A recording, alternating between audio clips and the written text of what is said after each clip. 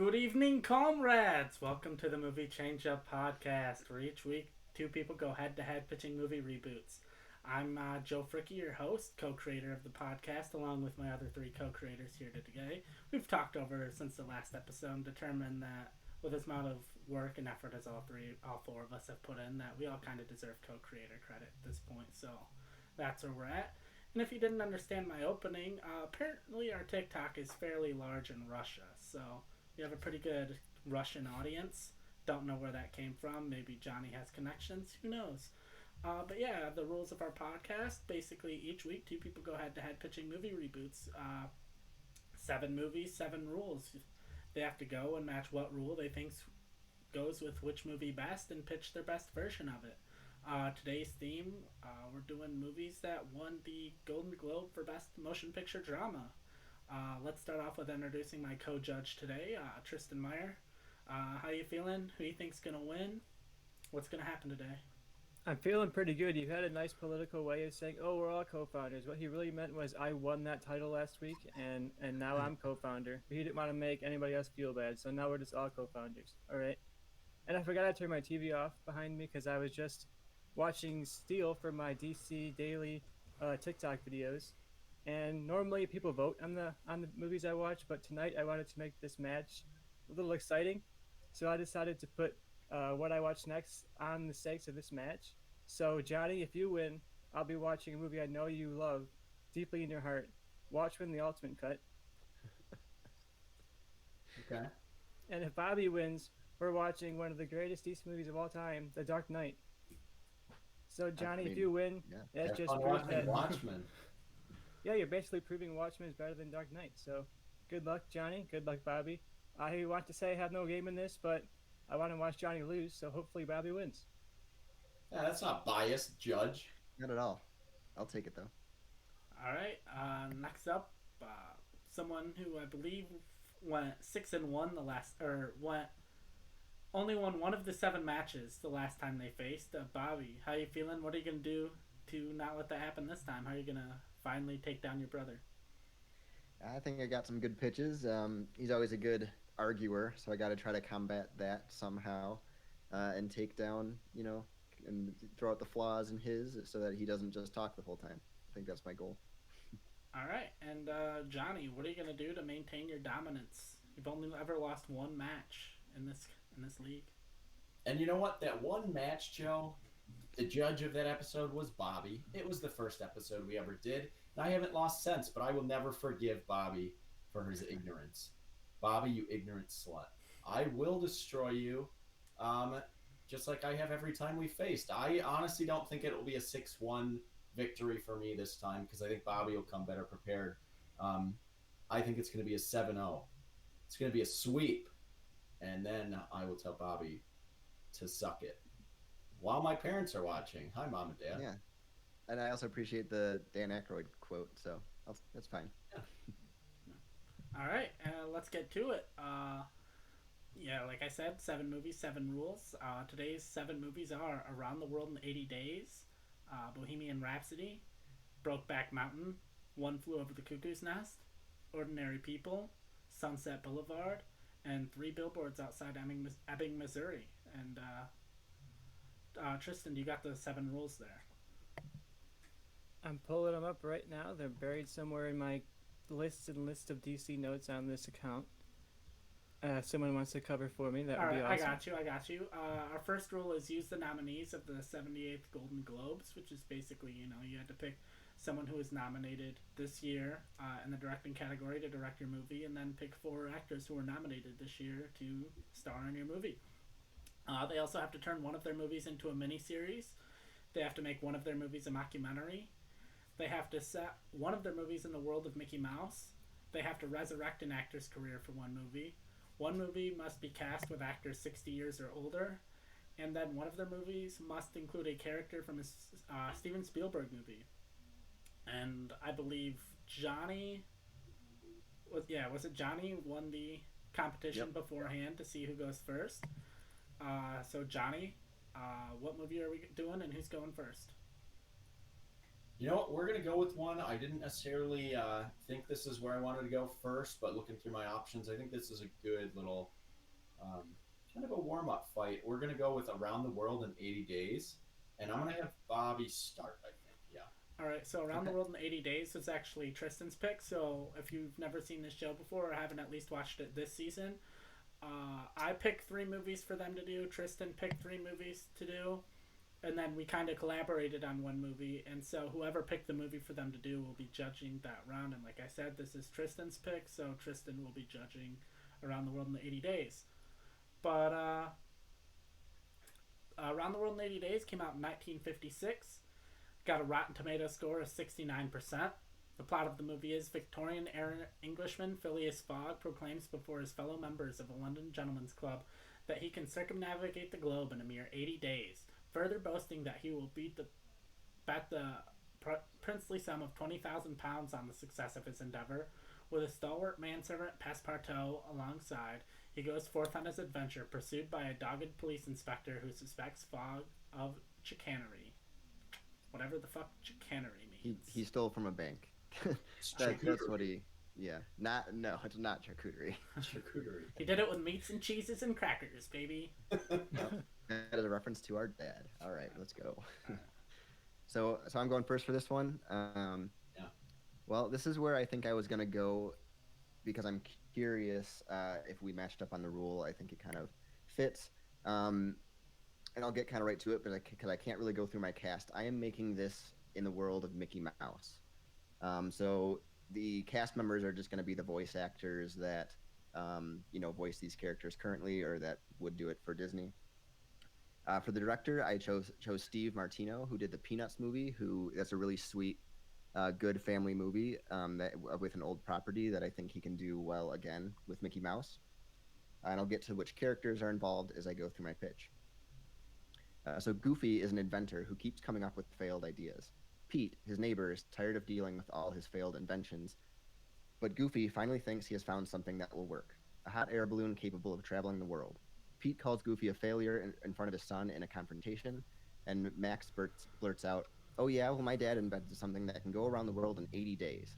Pete says, "I'll tell you what, if you can make it around the world in 80 days, I'll give you enough money to build an actual laboratory, but if you don't, you have to give up being inventor for good and stop pestering me." Max says, "He'll take the bet, won't you, Dad?" Goofy stutters but wants to look cool in front of his son and shakes Pete's hand. The problem is Goofy needs someone to help operate the balloon and heads downtown to find someone that's willing to go because he doesn't want to put his son in danger.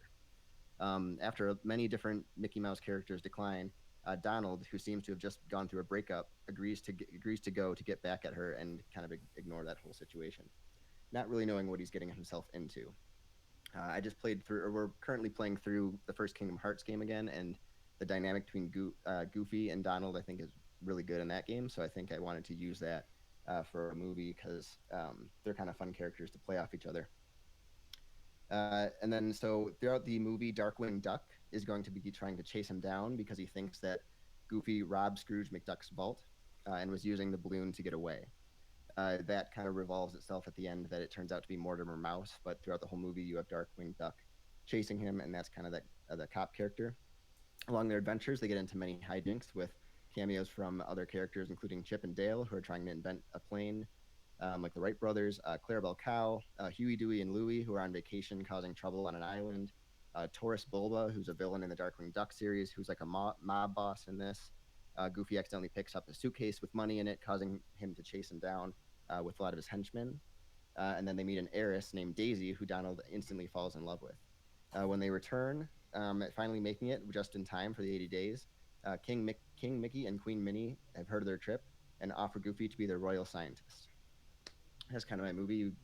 He doesn't have to really. He tells Pete that he doesn't need his money. Kind of the Goofy kind of thing to do. Doesn't take him up on the bet, but gets put to work with royalty. All right, Johnny, what do you got? All right, yeah, no, we did not use the same rule on this, Bobby. Okay. Because fuck that. So what I'm doing is I'm casting all actors 60 or older, and so that is my rule choice, and here is why. We're making this Monty Python's Around the World in 80 Days. It will be directed by Terry Gilliam. Obviously the three main leads of Monty Python will be in it as John Cleese, Eric Idle, and Terry Gilliam. Playing themselves, but all sorts of fun little characters. And I just kind of I didn't write out a full story like Bobby, just kind of a setup for jokes and opportunities and actors that will be in it. So these are my other side characters that will make appearances in the movie. I will have Timothy Dalton, Pierce Brosnan, Michael Caine, Stanley Tucci, Kenneth Branagh, Hugh Grant, Emma Thompson, Judi Dench, and Carol Cleveland, who was also in other Monty Python movies. They're all over 60, and they're all capable of being pretty funny in these little Monty Python sketches, I think. So here's my pitch. It's the return of Monty Python and the final kind of goodbye to them, because we've lost a few members over the years. So John Cleese and Eric Idle play two over-the-top inventors who claim to be able to travel around the world in 80 days in a hot air balloon. While traveling, they discover something very strange. Every time they stop down in a city, it is in a different era of history. They travel from city to city, running into famous people, including Princess Diana, played by Emma Thompson, Napoleon, played by Danny DeVito. I like Napoleon Dynamite. Mikhail Gorbachev, played by Michael Caine. Shout out to my Russian comrades. William Shakespeare, played by Kenneth Branagh. Bram Stoker, played by Pierce Brosnan, with Dracula, played by Timothy Dalton. So we're going to kind of just set up fun Monty Python skits. Along that, I think this gives them an opportunity to kind of have a nice farewell tour and have a lot of different actors and actresses in there working with them who we haven't really seen do that before, but are all influenced by them. And I'd like the opportunity for just people to play fun characters. And kind of like if you've seen the Wet Hot American Summer TV show, where they are all like high school, college-age kids, but they're all older, that's what my movie is going to be. So Emma Thompson, who is in her 60s, is going to be Princess Diana, but they're going to treat her like she's, young Princess Diana, things like that. And then you'll have sketches like, Timothy Dalton's Dracula trying to bite him and then being like, "Are you trying to bite me?" Like things like that. Classic Monty Python, just humor that I love. I know at least one of our judges is not a big fan of Monty Python, but I think between Life of Brian, Meaning of Life, and Holy Grail, those are three of the greatest comedies ever made. And we never really got we just kind of had everything go on and everyone aged and we lost a few of the members and we haven't had like a goodbye to the cast. And everyone's still acting, like Terry Gilliam's still doing movies and John Cleese is still in movies. So that's my pitch. I'm just making one last Monty Python movie full of actors that I love. So there we go. All right. Tristan, you're in charge of this round, so. Yeah, I like both of the pitches. I'm glad you guys both used two different rules, because I definitely thought you guys would both use the Mickey Mouse rule this time. So Bobby used it, which is interesting. And my first question is for Bobby. Since you're doing an animated movie, you're doing a Mickey Mouse movie, I want to get a little bit from you about the animation style. Is it going to be in the same style as the Peanuts, that kind of 3D computer animation, or are you going to try and do a throwback to like almost Frozen style, where it's almost hand drawn? It's going to be more like a Disney style animation? Well, Frozen's still like the 3D animation. So what I was picturing is more 2D. I don't want to take these, I don't really want to see Goofy in like a Pixar-y kind of style. So I'm sticking with the an elevated version, because they're really good at using the 2D animation when they do it, kind of like Princess and the Frog, which looked really good. So I'm sticking with the 2D style. I thought that would work better for the characters. All right. And Johnny, you changed up the premise a lot. I know Monty Python is kind of like a totally its own thing. So I want to get a little bit from you why you changed up the premise from the original. Just go around the world in 8 days, use your mission, and that's it. I think you'd have some of the same story elements, but it basically, like, the Holy Grail takes this story of King Arthur and then just uses it to get from place to place. That's what I'm doing with mine. The only thing you really need to bring back from Around the World in 80 Days is the hot air balloon, because that's what's most iconic. I don't think you really need a bunch else. You can have some, things with fun little inventions, but they remade this movie in the early 2000s with Jackie Chan, and that movie was unwatchable, and they tried to do something very similar to the original, but make it more modern, and I don't really want to do that. The original one is fine. It just, it's nothing that I feel like you really need to stick to anything other than here's the famous hot air balloon, and they're traveling around the world and meeting fun characters, because that's the whole idea of what's fun in the original, all the people they meet along the way. So I'm kind of just expanding on that and lessening the plot, but expanding on the fun aspects of it. I like that. All right, I'm excited to hear you guys argue. I want to hear some questions from Joe, though, if he has any. Yeah, I don't really have any questions. That's why I kind of threw it to you. I basically, I guess I do have a question for Johnny, and that's like, how do you explain how they jump time periods, or do you just kind of be like, that's you don't? They just land in France, and it's old France. They land in America, and it's modern day America. They land in different times and things like that. It's you don't really explain anything in the Monty Python style of humor. It's just kind of random. Yeah. All right. I'm okay with that. Humor. Yeah, that's all I have. Do you just want to put 5 minutes on the clock and let them battle it out then? Yeah, it works for me. I'm excited to hear you guys fight. All right. Yeah, it's 16:46 now. So yeah, 21:46. You can. I'll stop it. So whoever wants to start. Yeah, I'll start. Yeah, go for it. My main issue with Bobby's is, I know it's a kids movie, but that sounds unwatchable because all the characters, like Donald Duck, who can listen to the most annoying voice ever created for that amount of time? Like Donald Duck in anything past like the 40s and 50s has just been a side character in all the Mickey Mouse stuff. So I get Goofy might be your main lead, and he's had a Goofy movie, which kids liked, I'm sure, but I can't listen to Donald Duck be the like secondary character the whole movie. It would make me want to rip my fucking ears out. Like, that sounds miserable. There's a reason that he's not a lead character in anything. Even in Kingdom Hearts, anytime he speaks, I'm like, skip forward. I do not want to hear him.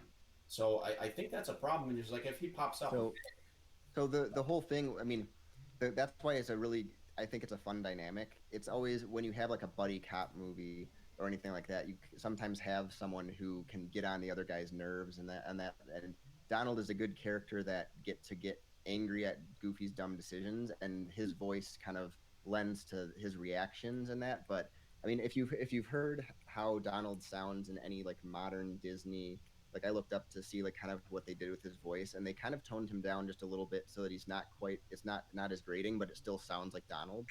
And it's his personality that I think the dynamic that would go really well with Goofy, because you can picture him being forced to do something like fix anything, like try to fly up and fix one of the part of the balloon or something, and just being just annoyed and making Donald is a good grumpy character, and that's what I want to be the dynamic with Goofy, who's just innocent and fun, and he's goofy, like literally goofy, but he's like the sweet innocent guy. And I think to have the two characters that are more different dynamics, like I could have gone, like I was thinking, I could go Mickey and Goofy, that's like a classic pairing or whatever, but they're too similar, and I don't think that would be as fun and get into as many like hijinks where they'd be at odds with each other along the journey, which I think makes it more fun to me, especially in a kids movie where they can learn to get along by the end, because you see them and their dynamic being so different in the beginning. And I disagree with Kingdom Hearts. Like, other than like any character shouting in the middle of like casting a spell or that, like I'm playing that right now, so yeah, that gets annoying. But it's the actual cut scenes. Donald's a really good character actually, and he plays a curmudgeon, which is for the most part, which is what he's going to be doing in this. Yeah, I'll butt in here and say that I'm a fan of Donald and Goofy together in the movie. So if Johnny has other attacks, I wouldn't want to spend a ton of time on these. Yeah, two. I'll move past that and get to Johnny's. With Johnny, Monty Python, like I love the old movies, but they haven't done anything since 1983, and I don't know if that, like as far as together in an actual movie, and I don't know if for a reunion movie that I would want it to be a parody of Around the World in 80 Days, which is kind of it's a forgotten movie. Like you said, they tried to remake it in 2004. It was okay at best. And to bring these classic guys back, I'd want them to comment on something like they did in the old ones. Like King Arthur was a classic tale that everyone knows that you could parody and have fun with.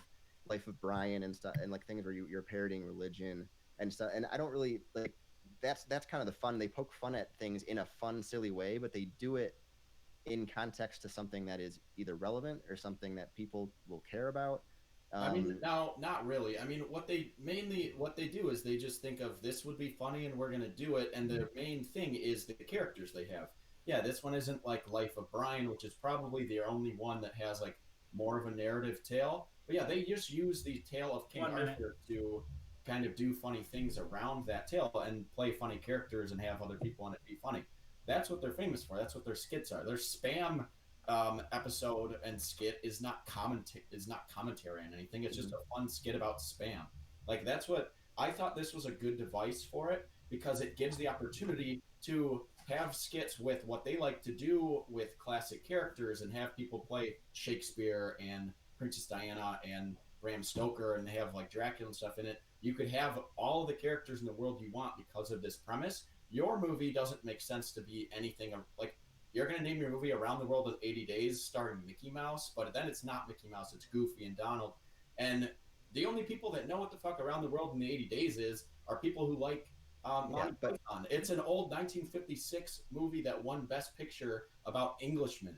Like, like I've seen it and it's entertaining in a way, but Monty Python, that seems like something they would be a fan of and want to do. It makes no sense at all. So the reason it does because any movie for kids where you can show different parts of the world, even if it's shown through the eyes of a Mickey Mouse thing, is good. And I think the tale itself just lends to a fun adventure. Kids like fun adventures. They don't need to know the old one. That's kind of why I was thinking this was a good pairing. Yeah, but how many kids nowadays? How popular is Mickey Mouse? Like it's coming back on Disney Plus. I understand having Chip and Dale and DuckTales and all these things that are coming back. If you centered it on them and then made these classic characters that no one gives a shit about as side characters, okay, I get it. But no one cares. Like that's just not. It's been 5 minutes, but no one cares about these things. I don't. Yeah, I was gonna say that's just not right. I don't know the audience of these. Knowing people that actually have kids, just saying that like a lot of they are watching a lot of like they're putting on Disney Plus a lot of Goofy, Donald, Mickey. They're trying to bring these classic characters back, and this would be a good way for them to continue that. I don't know. I don't think anyone really modernly is like, you know what, I'm going to show my kids Mickey Mouse. Like, who grew up with Mickey Mouse at this point? We didn't. Me and you didn't watch Mickey Mouse when we were kids. Like, I did. I'm going to show my kids things that I grew up with. The only reason anyone nowadays even cares about Mickey Mouse is Kingdom Hearts, and your movie's not a Kingdom Hearts movie. Well, so I know it's been 5 minutes, but Goofy has been more of the popular character than Mickey. Mickey in almost everything, just like Kingdom Hearts, has been like he's the king in charge of everything, but he's not a main character. And they're still trying to do that because they don't want to ruin his legacy. But Goofy has been pushed, and he has become beloved, especially by people who grew up watching the Goofy movie, who now have kids and will like that character and want to watch it with them and show it to them. So I think that makes it a more fun lead than picking like a Mickey or making it Kingdom Hearts, which to do that in Around the World in 80 Days doesn't make sense. And yours, it sounds too much like here's a skit and stuff, which could be funny, like but Monty Python. Yeah, but I don't know how well that translates to 2021. Even with like for an audience, like you're going for very different audiences, and I think that there's a better device that could bring back Monty Python personally than to put him in a mediocre movie that we're remaking. Tristan, do you have your decision, or do you need to hear more? I think I've got my decision. Good argument to start out with, though. Yeah, we have some live comments if you want to hear those first. Or yeah, let's see those comments. All right. Well, we can't put them on screen because technology's dumb. But so Dune Slug says he hates Rule 4, which is the rule of Mickey Mouse. Spinner 58 just said that chicanery equals hijinks, or that's what that means. Charcuterie. That too. Then Dune Slug also says they're looking forward to the Brokeback Mountain pitches, and then just said, "Oh baby." All right. Just wait. Dune Slug also refers to the fact that I'm anti Monty Python. He literally said yesterday that Life of Brian is a shit movie. Welcome Joe the Tasteless Boar. Never said it's a shit movie. Said I watched the first 20 minutes of it and was like, I can understand why people like this, but it's not for me. And then Paul 220, welcome back Paul, says I thought Bobby would take that until Johnny said Monty Python. I would watch that. And then Dune Slug said, oh thank God Joe isn't the final say. And then Spinner 58 says I grew up with the reruns of original Mickey Mouse Club with Mickey Mouse. Old. She is old. And then Dune Slug says I like how Tristan always has a different setting in the background. But yeah, so that is true. You gotta change it up. As far as what I think, even though my opinion doesn't matter, is that no one really won me over. No pitch either way kind of made me be like, oh, I definitely would be interested in that, or oh, I think that would be popular. But the fact that I feel like, as far as I go, that Bobby had such a leg up with the fact that I'm not a big Monty Python fan, and I did grow up more with a Goofy movie and a lot of the more Mickey Mouse cartoons. But as the pitches went on, I was slightly even, maybe even leaning more towards the fact that Johnny's movie interested in me more. I would personally vote for Johnny just because I felt like there were better characters to pick than just like Goofy and Donald. Like as a Launchpad McQuack fan, I would have been down for a Launchpad McQuack Gizmo Duck around the world in 80 days. But then again, I'm not picking, so my opinion does not matter. It's hard for me because I think both of these pitches are pretty much like the best way you could do a movie. Like I think Bobby's pitch is a great like return to form for Disney. It feels like something that they definitely would launch on Disney Plus to start off. So maybe they pilot a series or something like that to just be like, here's Goofy and Donald going on adventures through various different like Disney versions of places in the world, and I think that sounds very watchable and very entertaining.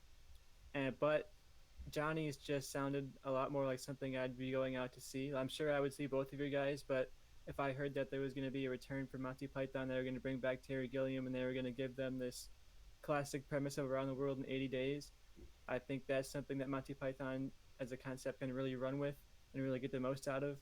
So they both sound like really great versions of the movies that they're trying to make. But if I'm sitting there and I'm going to stream one or the other, I'm picking Johnny's. So I'll go with Johnny's on this, but a narrow win. That was big because I was like, fuck this Mickey Mouse rule. How can you win with it? And Bobby almost did. So I give you credit for that's that. why That I was wanted to hard. start with. You did a good job fighting that one. All right. That's A a lot tough rule. closer I than I really thought it want was to gonna see be. how you. I want to see how you do that because as I was fighting, I'm like, it's really hard to fight Mickey Mouse against Monty Python. Well, It was amazing. that's what. So my thing with it was, I figured you would go Mickey Mouse with that movie. So I was like, if I go, mouse to mouse with you, you're gonna win. So I went a different direction, and I just made a movie that I wanted to see, and hoped that Joe wasn't my main judge. Yeah. But he picked me anyway, so I was happy. Yeah. All right, Alright. Bobby, where are we going next? And who's going first? Let's see. All right, let's go with Bohemian Rhapsody. All right. And I'll go first. All right, that is my pick, so I am judging this round. Bohemian Rhapsody. Thanks, Joe. Bohemian Rhapsody came out in 2018. It got a 61% on Rotten Tomatoes, so somehow that movie won more Oscars than any other movie that year. Freddie Mercury, the lead singer of Queen, defies stereotypes and convention to become one of history's most beloved entertainers. The band's revolutionary sound and popular songs lead to Queen's meteoric rise in the 1970s. After leaving the group to pursue a solo career, Mercury reunites with Queen for the benefit concert Live Aid, resulting in one of the greatest performances in rock and roll history. So, and that Okay. is- All right, so Bohemian Rhapsody, like when I first saw the movie, I basically just liked the music scenes in it, and the more I watched or thought about it, like they didn't even tell the right story for Freddie Mercury, and you can't really tell that story, I think, very well in a 2-hour movie. So my rule is I'm going to make this into a miniseries. As for my showrunner / director, I'm going with someone who's worked in film and in TV before, and that is Jean-Marc Vallée, who directed Dallas Buyers Club. So he's worked with the AIDS subject before, and he's also directed Sharp Objects, the miniseries on HBO, as well as Big Little Lies, which is a very popular show. And my movie's gonna be my show is gonna be pretty stylistic as far as because I'm gonna have flash forwards and flashbacks, and in order to tell like easily what is what, most of the characters have an older and younger kind of actor, and so for my lead, I am going with someone who should have actually been the role in the first place, and that was Sacha Baron Cohen.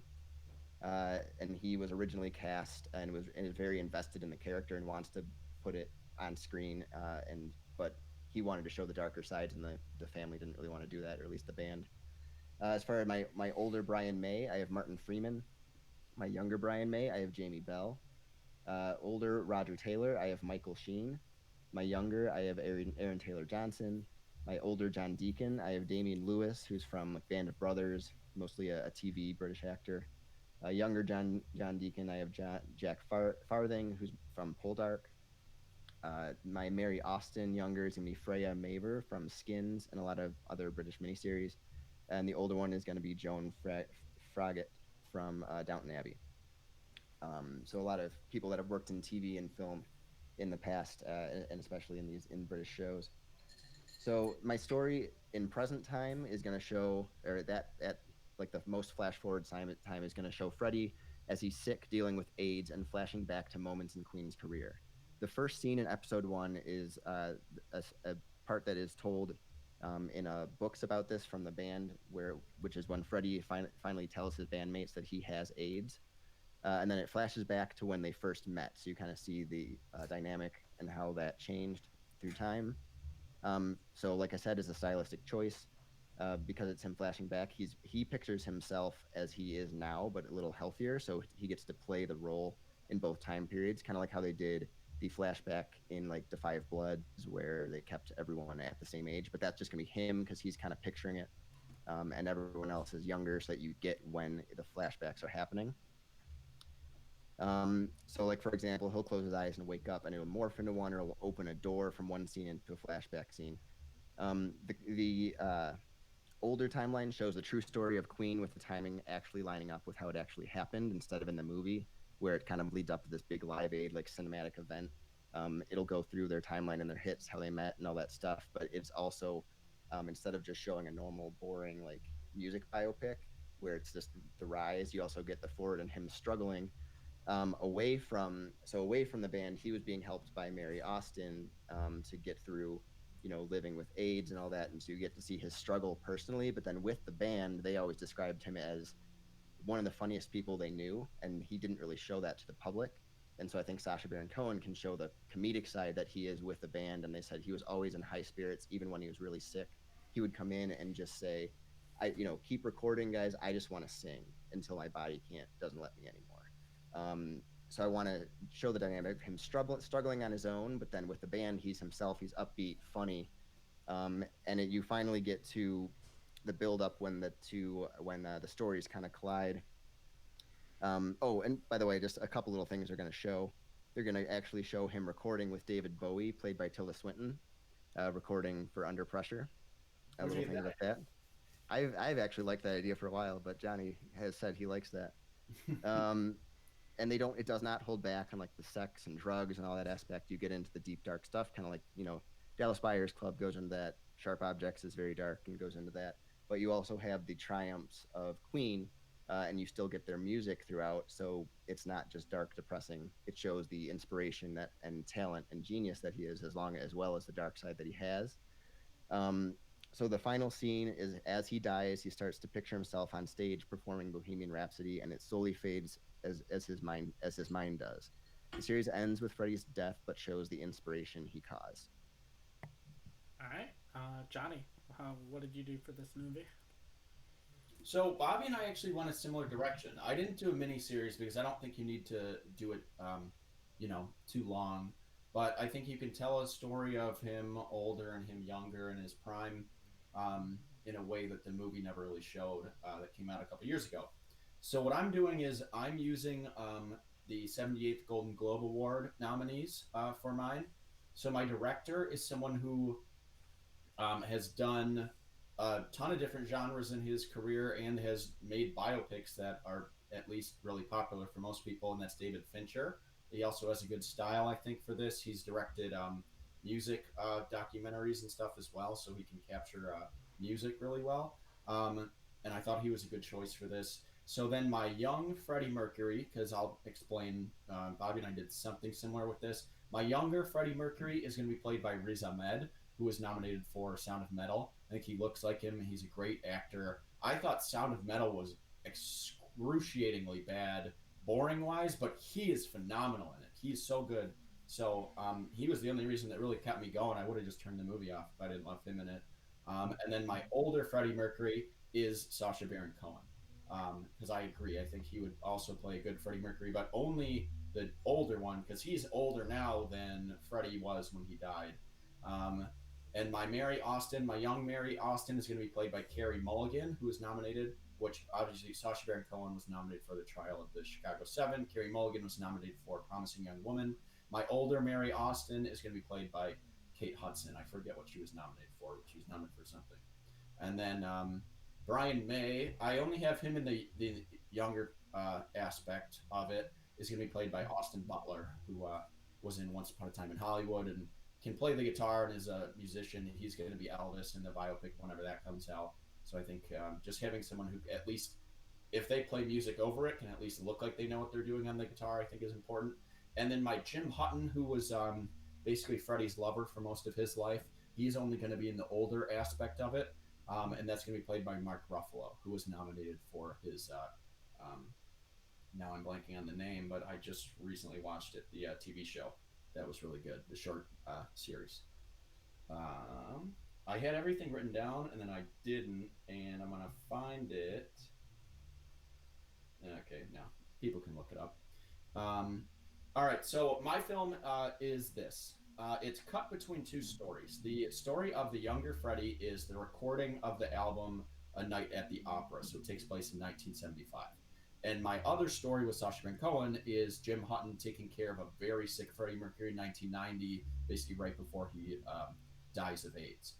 And then, so I think when showcasing Freddie's life story, you need to show the highs and lows. He was the very charismatic person in his younger days and stuff, and then he had a really, really rough life towards the end, and I think you can portray that, and I think Sacha Baron Cohen is perfect for the older one. Like Bobby said, originally he was cast, but he wanted to make it a darker version, so I'm allowing him to do that with mine.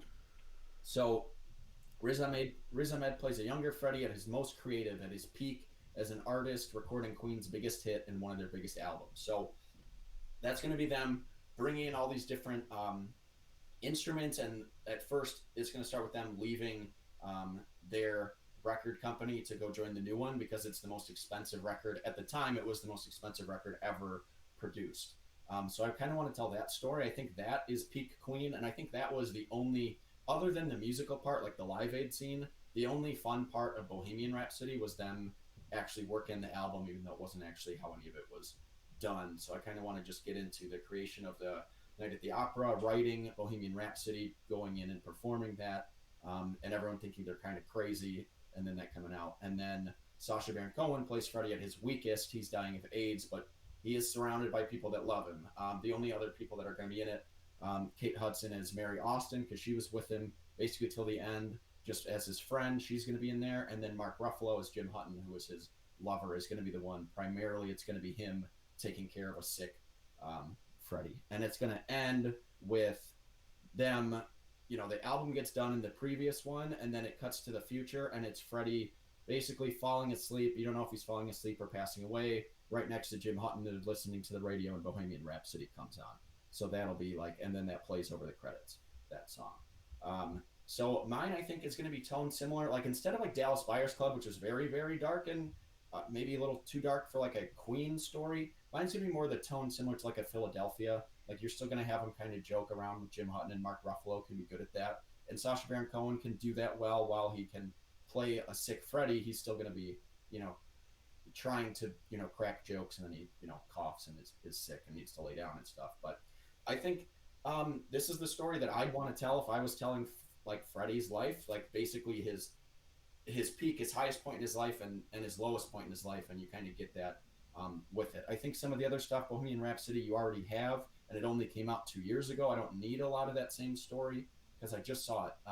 Even though it was completely inaccurate, I at least saw aspects of it. It was basically, I mean, they showed what happened, but it was just out of order. So I, instead of just doing all of the classic like Freddie Mercury, I don't need his life story. I just want like moments that really capture who Freddie was. So that's more of what my movie focuses on. All right. And that is my pitch. All right. Tristan, do you got any questions for them? Yeah, I do have a couple of questions. I'm going to start with Johnny. I know you hate Social Network, and Mank was pretty terrible, so why did you decide to go with Fincher, knowing your taste and what you like in movies? I think Social Network is a good movie, and I always shit on it because everyone acts like it was this incredible film. And I don't think it is, because Jesse Eisenberg annoys me. But putting away my bias, it's a well-written, well-directed movie with good performances, but I just personally hate Mark Zuckerberg, and anything you throw at me that's Facebook, I'm not going to care about. So that's the reason I hate The Social Network, even though I kind of play that up as like something I hate. And I haven't seen Mank, but I feel like Mank is more of a David Fincher, just it was his own passion project. It wasn't something that anyone else wanted him to do. He was just like, this is my one-off. I'm going to do it. I think when he does even Curious Case of Benjamin Button, that's a movie you can only watch once. You only really need to, but it's a good film, and a really captures human emotions. So that's kind of why I went with him. And I think he also, I forget what band, but he has done multiple documentaries of musicians before and has captured their concerts. So I think he's also someone that can capture them recording in the studio really well. So that's why I went with Fincher. All right, and I have one question for Bobby too. You mentioned you're pretty much going through a lot of the greatest hits of Queen, and you said you want to do it differently than traditional biopics. But I want to know how you're going to avoid just feeling like, oh, we're running through all the big moments of this career. How do you avoid being a sort of cliche traditional greatest hits biopic? Because a lot of the times when those greatest hits biopics happen, it's the condensed into 2-hour movie. So you have to show the rise, the fall, the rise back to fame, and happy ending or whatever type of thing.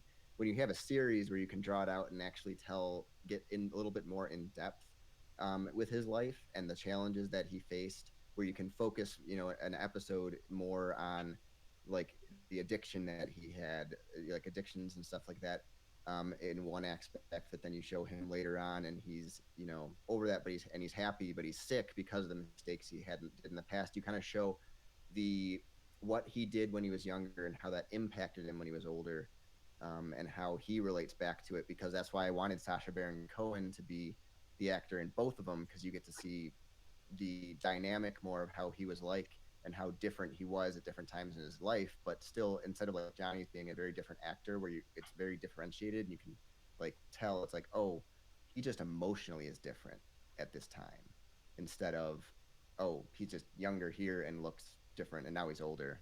So I wanted to be able to show that. So I think just stretching it out over a series, it's not just going to be here's this event. You can actually get into the personal character struggles throughout his life, instead of just the big moments and they recorded this big album. All right, I like that. I have no more questions. I don't know if you got some, Joe. Yeah, Tristan, you basically had the exact same questions I have, so I don't really have any questions, and these pitches have gone. They were both pretty long pitches, so I say we just get to it. It's 43 minutes and 20 seconds now, so at 48:20 I'll stop it. But yeah, whoever wants to start, you guys can fight it out. All right, you started last time, so I'll go. But I just want to point, because you were pointing out at my director, but David Fincher is not necessarily even though he's done some music documentaries and stuff, he's not known for his upbeat tone and big type of things that you kind of described in yours as far as the tone of the movie. And I would rather him see his best movies are his dark, gritty, his Sevens, his Gone Girls, my favorite movies of him, the Zodiacs, the movies where he does just straight up do a biopic, like Social Network. Like you said, a lot of people really like that, but he tries to keep that very dark too, as well as, and then the humor is just because of the writing involved in that one. And I just don't think the tone of yours fits a Fincher movie, and if it did, I think it would feel out of place, and it's not what I would rather see him do. And I did kind of already describe, I don't love the idea of 2 different actors playing Freddie in this. I would rather, because Sacha Baron Cohen. No, I'm sorry, it's off. It would take me out of that show so badly if Sacha Baron Cohen was old Freddie and young Freddie. Have you ever seen Love and Mercy? Because in that movie, it's a story. I have. We saw it together, actually. Ryan Wilson. Yeah, and that movie's phenomenal. But if you just stuck John Cusack instead of Paul Dano, I'd be like, what the fuck am I watching? His age is not super different. It's actually you could age Sacha Baron Cohen down if you wanted, but I chose to keep him as he was at that time as far as old, because I thought it would be stylistically a lot more interesting, especially when everyone else changes around him, because it's showing his reflection of looking back instead of just a straight up story. So it's going to be a little bit more visually interesting, because you're going to have the character walk into scenes that go into flashbacks, and the editing and stuff will be a flashy way that will at least keep you entertained and going between the past and the present. And I want Sacha Baron Cohen to be the one link between the 2 time periods. And like I said, he's going to be a lot more sick in that, and so he's going to look a little on the verge of death and sickness in his older self, and then he's going to be picturing himself at least a little bit healthier at the time, but still him. He's still him, but it's how he would picture himself back then. I'm going to be honest with you. I think you're giving Sacha Baron Cohen too much credit. I don't think he has the range to do both. I think he can play the dark version that you are saying he can. But But he's also a comedian. other than that, like he's Borat and stuff like that. But I don't know. Like I've seen him play goofy, and I've seen him play serious. I haven't seen him be the fun Freddie Mercury that you're saying. I think yours would be better if it had a younger actor. I think Riz Ahmed is perfect for it, and they look similar. It doesn't take you out of the movie. But like I said with Love and Mercy, like Paul Dano doesn't look anything like John Cusack. You watch that movie start to finish, it's fantastic, and it doesn't take you out either time because it's younger people surrounded by younger people playing them at their age that time. I think it's a mistake to do what you did with it, and I think that would take me out of the entire show. I also think with Queen was a band of hits. If you listen to a lot of their other music, it's not very good. Queen is known for their hits. They had a lot of them, but the rest of their stuff was meh. And I feel like that's kind of yours is just bloated. Like I want to stick to the classics, like Queen should be. Like I want to stick to them. That's what they tried to do in the movie. The album be created. No, it's not, because in the movie they just tried to do what you're doing, but very poorly. Oh. But yours too. Okay, Walk the Line is one of the greatest biopics ever made, but I don't need to see Walk the Line for 6 to 8 episodes. Like I don't need a mini series of that. And Johnny Cash is my favorite of all time. I want a 2-hour story of this is all I need from it. There are a lot of stories you can tell for Freddie Mercury, but I don't need them all to be told by the same person. Freddie Mercury is known as the best, if not one of the best lead, singers of all time, especially in rock history. And he has one of the most interesting lives. When you try to pare it down, the problem was the movie itself. And when you make a movie the way you're doing it, it sounds like the original, which had the band heavily involved, so they wanted to show a lot of the band and their involvement and show them as the whole thing and not really focus on Freddie. This is going to be more of Freddie's life, and then you have his accomplishments with Queen, where if you were just sticking with Queen, that's how you would do it. You would do it in a movie, and it's like, here's a hit, here's a hit, here's a hit. But this is a lot when Freddie is on his own, because he was kind of living a double life, where he hid from his closest friends and all that he was gay. So you have that, you can explore that story more in something that is more than just where you have to get to the hits within a 2-hour time frame. You have time to let that simmer and show how it affected his life later and his relationship. I don't need his life story told by one person from one perspective, which yours would be. Like if you're making your show, let me improve it. Every single episode is just Freddie Mercury at a different age, played by a different actor. It's more like the when all the different actors and actresses played, it wasn't Bowie, it was, I don't even remember. But there was one on Netflix, Bob Dylan. Bob Dylan is someone that I feel like you can capture with a bunch of different people. Freddie Mercury, I don't need to see 6 to 8 episodes of Sacha Baron Cohen's take on him. I want to see 2 different actors in an hour each giving me their version of Freddie, because no one can be Freddie Mercury other than him. He was one of the most influential people to have ever lived, and I think if you're telling that story, your show sounds great if every episode it's a new cast of characters, it's a different director every episode, and you have new visions on his life, because that is more Queen to me. That's more, oh, we lost him. Yeah. That's more, okay. He got so mad he just quit. Yeah, I don't know, whatever. Our entire stream got fucked up too. Oh, fun. Yeah, Joe, you were coming in super blurry for that whole pitch. You were like yeah, I was a little worried. The Phantom Zone. What the fuck? Are my internet's actually good here? I don't know. One of us going forward might I have to blame figure. Bobby. One of us, someone else. Damn, I was on a roll too. Bobby really. Yeah. If I lose, I'm blaming that. I already know where I'm going. Yeah, I do too. I figured. If we get Bobby back on, you can make your decision. There we go. All right. I heard all that too. So I was sitting backstage for 99% of that. I reloaded my stream because it said it basically crashed. Yeah, we're almost an hour in, and there's been 2 pitches, so we should move along a little here. Right. I had some things to say, but if you have your decision, that's fine. Yeah, I have my decision. Basically, before John even brought it up, one of the things I did not like about the Five Bloods was the keeping the older actors in with the flashbacks. That really threw me out. I wasn't the miniseries part. I don't know.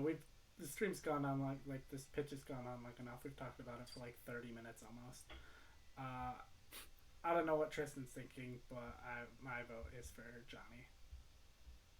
Interesting. I was going the other direction, actually. I think that Bobby pretty much addressed all the concerns I had about the original movie. He brought in a director who I know has like a unified vision. He edits his own stuff. He's very like auteur-y in his filmmaking. So I think having one unified voice to tell this story is something that the original film missed. And I also think the editing and the pacing was just so bad.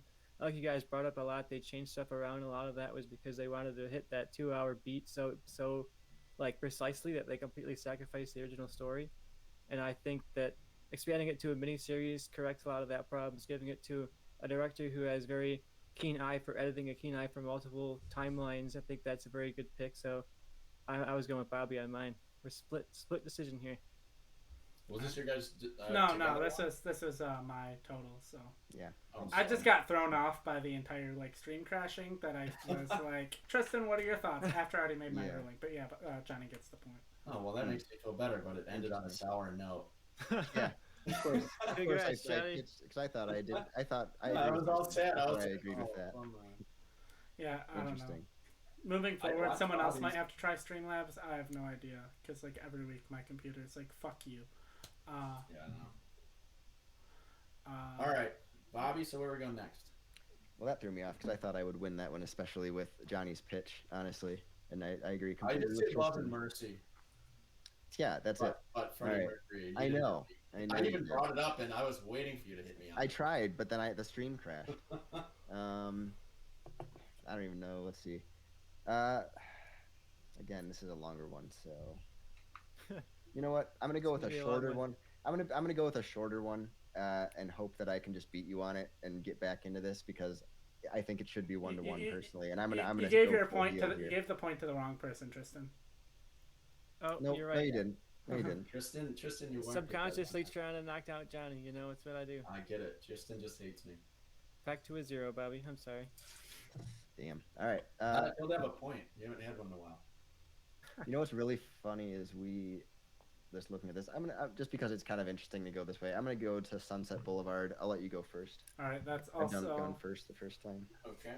that's also my pick. So I'm also judging this round. This is either gonna be real bad or It's in my top 25 of all time. So I don't know if that. Yeah, this was fuck you for picking this, Joe. Because like, how do you reboot like one of the great movies of our time? Not even Our time. It It came out way like 40 before years us. before we were born. Of our time in terms of all of civilization. Joe. All right. Okay, so here's what I wanted to do with it because I figured Well, this is the want only me way to that. give the background? Sure. Sunset Boulevard came out in 1950, 99% on Rotten Tomatoes. An aging silent film queen refuses to accept that her stardom has ended. She hires a young screenwriter to help set up her movie comeback. The screenwriter believes he can manipulate her, but he soon finds out he is wrong. The screenwriter's ambivalence about their relationship and her unwillingness to let go leads to a situation of violence, madness, and death. All right. So for Sunset Boulevard, again, this is a great movie. So if you try to make a narrative film with it, I feel like you're gonna fail. So I want to keep a lot of the elements, but I'm making mine a mockumentary. And again, this is someone who has not done this in a long time, but my favorite mockumentary of all time is This Is Spinal Tap. So my director is Rob Reiner and my writer is Christopher Guest. I feel like if you're going mockumentary, I trust them to do it. Rob Reiner hasn't done anything in a while, but he's never tried this again. And he loves old school Hollywood, so I feel like he would actually bring some passion to this instead of making just like another, I'm going to make some money and throw out a rom-com. So the only person I actually cast are two people, because mine is going to be a mockumentary about film students trying to remake Sunset Boulevard. And my actress that's playing Norma is going to be played by Abigail Breslin, and then the teacher of the class is going to be played by Stephen Merchant. Everyone else is just kind of unknowns because that is what makes a mockumentary better. I hate mockumentaries when I recognize people in it. So it's just going to be kind of just unknown people that like This Is Spinal Tap was. So this is my pitch, though. I'm framing mine like all of the thousands of crime documentaries we have gotten on Netflix over the past 5-6 years, because basically, here's my idea. I'll keep it a little shorter, so I'll give you the summarized version since we're going long. It'll be shot like a crime documentary, focusing on the death of one of the students who plays the character of Joe Gillis. The students who are in the film are all interviewed, so it cuts between interviews of the students who worked on the movie and actual things that were filmed for the movie. The student playing Norma is in character the entire time. She takes it way too seriously and always wants to be Norma. And at the end, it reveals she really shot Joe, just like in the movie.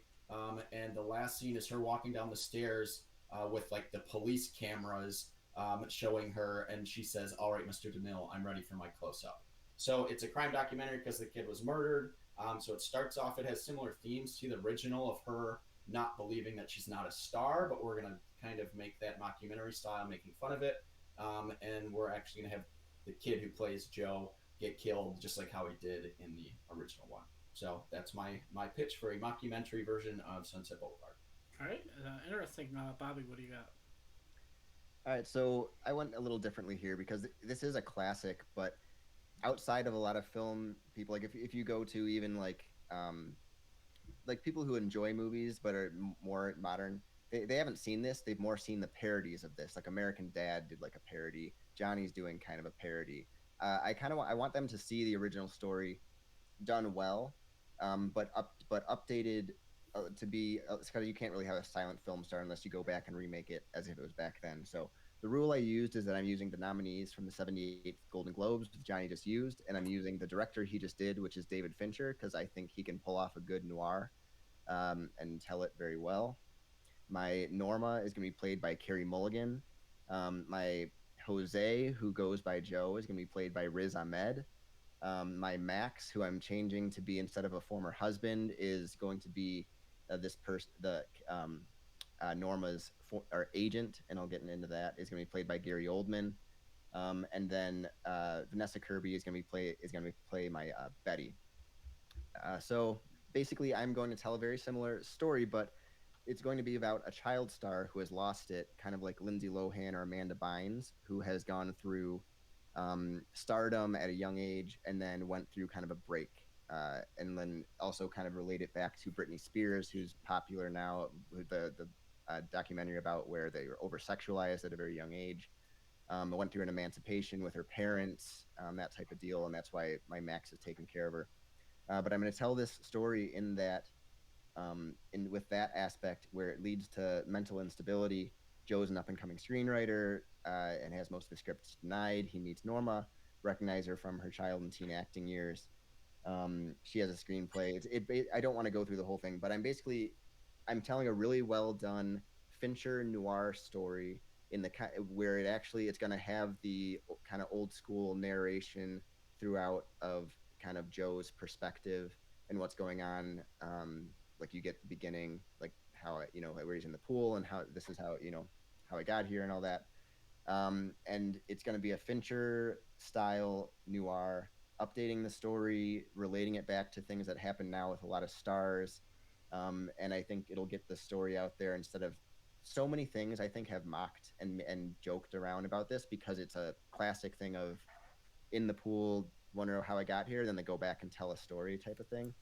And so I didn't want to go in a comedy direction. I want people to actually keep remembering how good the story is and that it's classic, and maybe get people to go back to watch the original as well, but put another well done version of this out there.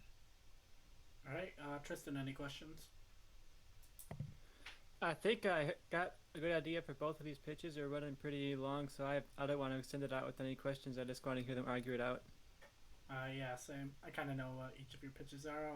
We'll put like 5 minutes on the clock, and I'll stop it at 5 this time. And if I feel like you're kind of going over the same points, I'll stop it. So yeah, you got 5 minutes. I'll start. I think Bobby kind of mentioned all the points of why his film won't be good in his. It's because the best way to do okay, this movie's a classic. I don't need to see it remade. So I think the best thing you can do with that to make it relevant is mocking it. Mocking it is basically like the sincerest form of flattery. Like when a movie is so good that you can't remake it, I think doing something like this would be fun. And what do I always talk about? Anytime we talk about a parody of something, I feel like it needs to encapsulate like years of something being done, and all of these crime documentaries, like Making of a Murderer and stuff, that was like the epitome of it. But Netflix has been doing this since Netflix was created, so I think we have enough of a base to do this off of. And we haven't really seen, outside of like one episode of It's Always Sunny that's great, we haven't really seen anyone kind of make fun of these in a great way, other than the one where like all the dicks are drawn in the school, which is really funny, American Vandal. If you've ever seen that, I want to kind of do something similar, but with a like more of a professional person like behind the camera. And it's basically, while mine is going to be a crime documentary, narratively it's going to be very similar. It's going to be the girl who thinks she's Norma going crazy like Norma, and that's going to be like the main element of it. So I think that's a fun little twist on the story, so you can actually, you're telling the story of Sunset Boulevard without actually remaking it. I think mine's a creative way to do that, and I think that's the best type of mockumentary. That's what this is. Spinal Tap is. It's it's treats them like a real band, and this is going to do that. Yeah, well, but the thing is, you did a mockumentary, and you chose someone who made one of the best of all time, but it's really the only movie he's done in that style, and he hasn't done it in a long time, and most of the movies he's put out recently have been mediocre, which you mentioned. And also you're mocking something that is a modern trend, basically, that you need to be kind of in the know of what's going on, how it's in the context of today. Rob Reiner is old school. He's going to know the original Sunset Boulevard, but is he going to be able to mock what you're trying to mock enough? Because that's where you need most of the commentary, because a lot of people going to see this movie are not going to know the original Sunset Boulevard. If you're setting that as your context, people are going to be, oh, I like these crime documentaries and that. So you're not trying to mock that movie, and even if you're very true to that story, that's not going to come across to the audience that might go to see this.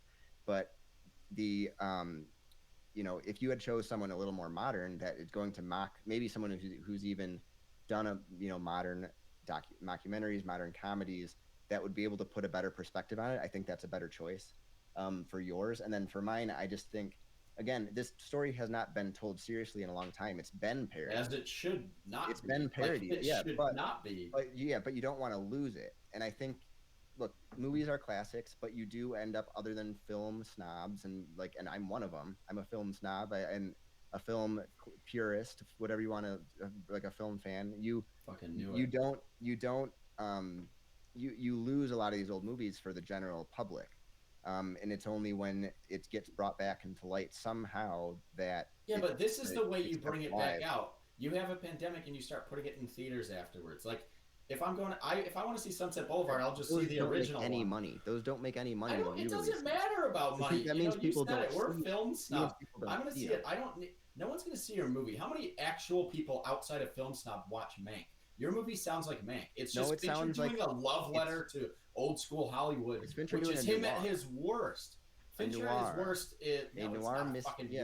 It's not Zodiac, all right? It's not any of those. It's not like what you criticized me on. I went a different direction, something Fincher's never done. You just made Mank again. Like, if Fincher was redoing an old school Hollywood movie, it would just come off like that. You might as well be like, oh, Fincher, I want him to do Citizen Kane because that movie should be remade. No, you shouldn't. You should just make mockumentaries and fun parodies of old things. And maybe someone goes and sees my movie, and crime documentaries are a big thing, and they go, what's Sunset Boulevard? And then they go check it out. Your movie, they're just like, oh, that looks boring. I'm not going to see that. Mine actually brings more people to the original movie than yours. It tells the story better than yours. Mine's going to have a lot of the same things. You hit on Rob Reiner for being like old and not knowing what crime documentaries are. He's still very much on Twitter and in the public eye. He knows what Netflix is. Like, everyone in the world has watched Netflix movies. But this is the style of movies he does. Angelica's grandpa, who typically anymore, because he should go back to it. Not that this is the rule, but I'm fucking resurrecting this motherfucker's career. He's great. And if you don't think he can do like modern comedy, just watch Wolf of Wall Street. He didn't direct it, but acting in it, he told a lot of things that wasn't his style or things you're not used to seeing Rob Reiner do.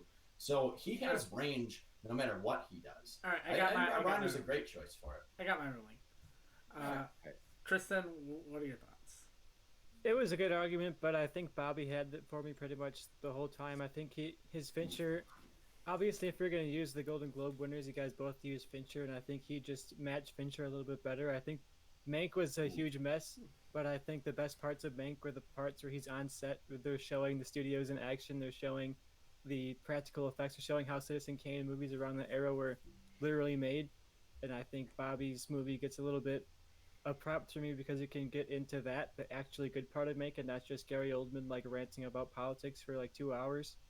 So I think he could get the most out of Finch's love for old Hollywood while also getting his kind of noir style out there again. I don't know if it's going to bring in new audiences because, like Johnny said, the Fincher audience is just film snobs anyway. But I think if he gets it out on Netflix, he gets it out in front of people, it could be something people watch and people like. So my vote's going for Bobby. Yeah, I think during Johnny's ranting was like it was very clear he hadn't seen Mank because Mank was not really about a remake of Citizen Kane or anything really related to Citizen What Kane. I mean was, it was his. Johnny what always Mank does was, this in the rulings. But what Mank was, literally, if you look at Mank and you say, well, what is the marketing behind Mank? It's David Fincher's love letter to old school Hollywood. Right. That's Stop what Bobby's projecting in the ruling. We got to get moving. Yeah, but it's not my fault. Joe's just ignorant.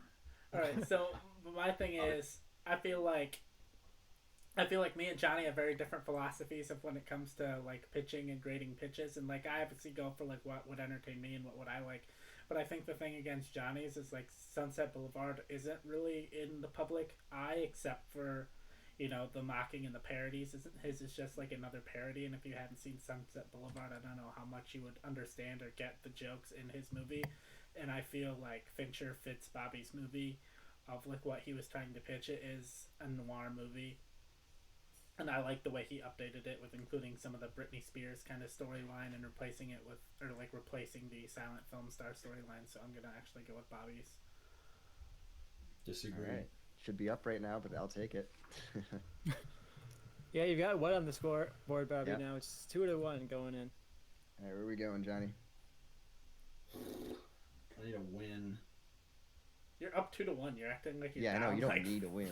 No, trust me, I need a win. I'm not gonna tie this shit up. You know what? Fuck it. I'm gonna go with I'm just gonna get one of my longest ones out of the way. Probably my longest. I'm gonna go with One Flew Over the Cuckoo's Nest. My longest too. All right. Oh, fun. So I'll have Bobby's go first, so mine stays fresher in the judges' minds. All right. So One Flew Over the Cuckoo's Nest is another one of mine. I think maybe my last one. I don't know. Joe's just like, hey, pick movies that can't fucking be rebooted. Yeah. So All of the best ones. One Flew Over the Cuckoo's Nest came out in 1975. It has a 94% on Rotten Tomatoes. When Randall Patrick McMurphy gets transferred for evaluation from a prison farm to a mental institution, he assumes it will be a less restrictive environment. But the Martinet Nurse Ratchet runs the psychiatric ward with an iron fist, keeping her patients cowed through abuse, medication, and sessions of electroconvulsive therapy. The battle of wills between the rebellious McMurphy and the inflexible Ratchet soon affects all of the ward's patients. All right. But who's going first? You said I was going first. All right. So for one thing, I'm changing the name of my movie because I'm not setting it in the same. It's not going to be in the same setting. Mine's going to be called One Flew the Coop, and it's going to be set in a retirement home or nursing home. But it's the only way to kind of keep the kind of pun. You know what you're doing with that title, and it fits my movie. My director is going to be Alexander Payne, who did Nebraska. And The Descendants. I want someone who's worked with older actors before, because everyone in this is going to be over 60 and got a good performance out of Bruce Dern and The Descendants, which is a good kind of family drama. And my Randall is going to be played by Michael Douglas, who produced the first film. He's going to be my main character. My nurse Malum, which I changed, it's not the same movie, so it's not Nurse Ratchet. That means evil. Is going to be played by Michelle Pfeiffer. She's going to be the nurse. Tommy Lee Jones is going to be in there as a grumpy older character who learns to interact more with everyone eventually in the movie. Mark Hamill is going to play someone suffering from dementia and acts kind of kooky at times because of it. Diane Keaton is going to be an older woman who has no family that Randall befriends. Helen Mirren is going to be Diane Keaton's friend who she takes care of because she's losing her memory. Gil Birmingham from Hell or High Water, the partner of Jeff Bridges in that, is going to be a friendly worker at the home. Who's scared of Nurse Malum and kind of goes along with her orders. And then William Peterson, who's most well known now for being in CSI, but he is a good actor, has been in a lot of movies in the past, is going to be a retired professor who's frustrated that his mind isn't what it once was. So I didn't really name a lot of the characters. You can throw them on there if you want, but just so you know who I'm talking about, I'm going to use the actors' names other than Randall, who is Michael Douglas, and then the nurse, who is Michelle Pfeiffer. So Randall has grown increasingly tired of his family, who he thinks is just waiting for him to die for his inheritance. He fakes starting to lose his memory to be put into a nursing home to be away from them. He befriends Diane Keaton's character as amongst the others pretty quickly with his cheerful attitude, which quickly makes him popular amongst the other retirees. He quickly finds that the head nurse, Nurse Malum, is very abusive, especially to those who have problems with memory. This is something that is a problem in nursing homes currently, and they suffer a lot of mental and physical abuse when there is, someone who's taking advantage of them since they can't remember. She emotionally and physically assaults them since they won't remember, but they still suffer the side effects. She also confiscates their cell phones and electronic devices and keeps them in her office because they can't be trusted with them. Now we have a similar story, but in the retirement home, where Randall does his best to keep everyone's spirits up while breaking the rules and putting a little fun back into the building, while also facing the wrath of Nurse Malum. There's a running gag where Randall's trying to get Tommy Lee Jones to join the fun. Then at the end of the movie, they finally get him to sing Elvis's Hound Dog at a little karaoke event they have, and everyone cheers. The nurse threatens Randall, takes away his privileges, saying that it's too dangerous for an Alzheimer's patient to be participating in group activities. Randall also starts feeling more sluggish, melancholy, and actually starts forgetting simple things, realizing that it must be the medication that Nurse Malum is giving out. After getting to know William Peterson's character, he asks him why he's really there. He seemed like he's able to take care of himself and didn't really seem to suffer from any memory loss, as he could tell. Throughout their conversations, he eventually reveals that even the slightest loss of intelligence from his time of a professor sent him into a deep depression, and his family didn't know how to handle it, so they sent him there. Together, they work out a plan to try to reveal Nurse Malum's abuse to the public and hopefully have her fired. During an activity, Randall has to go to the bathroom, and the nurse escorts him. But William Peterson's character distracts her briefly, and Randall has a conversation with Gil Birmingham, the worker character. He goes to the bathroom and comes back with the nurse, but the next day, Nurse Malum gets into a screaming rage at Mark Hamill's character, who is clearly confused and overwhelmed. She even hits him across the head. She looks over at Randall and sees he's recording the whole thing with a cell phone. He had gotten the worker's badge and snuck into her office the previous night. She yells, "Where'd you get that?" But it was too late. Randall had sent the video along with her name and the name of the nursing home onto the internet. She hits Randall so hard across the head it knocks him out. When he awakens, he finds that Nurse Malum had been fired. The nursing home had acted quickly, saying that they had no knowledge of her behavior.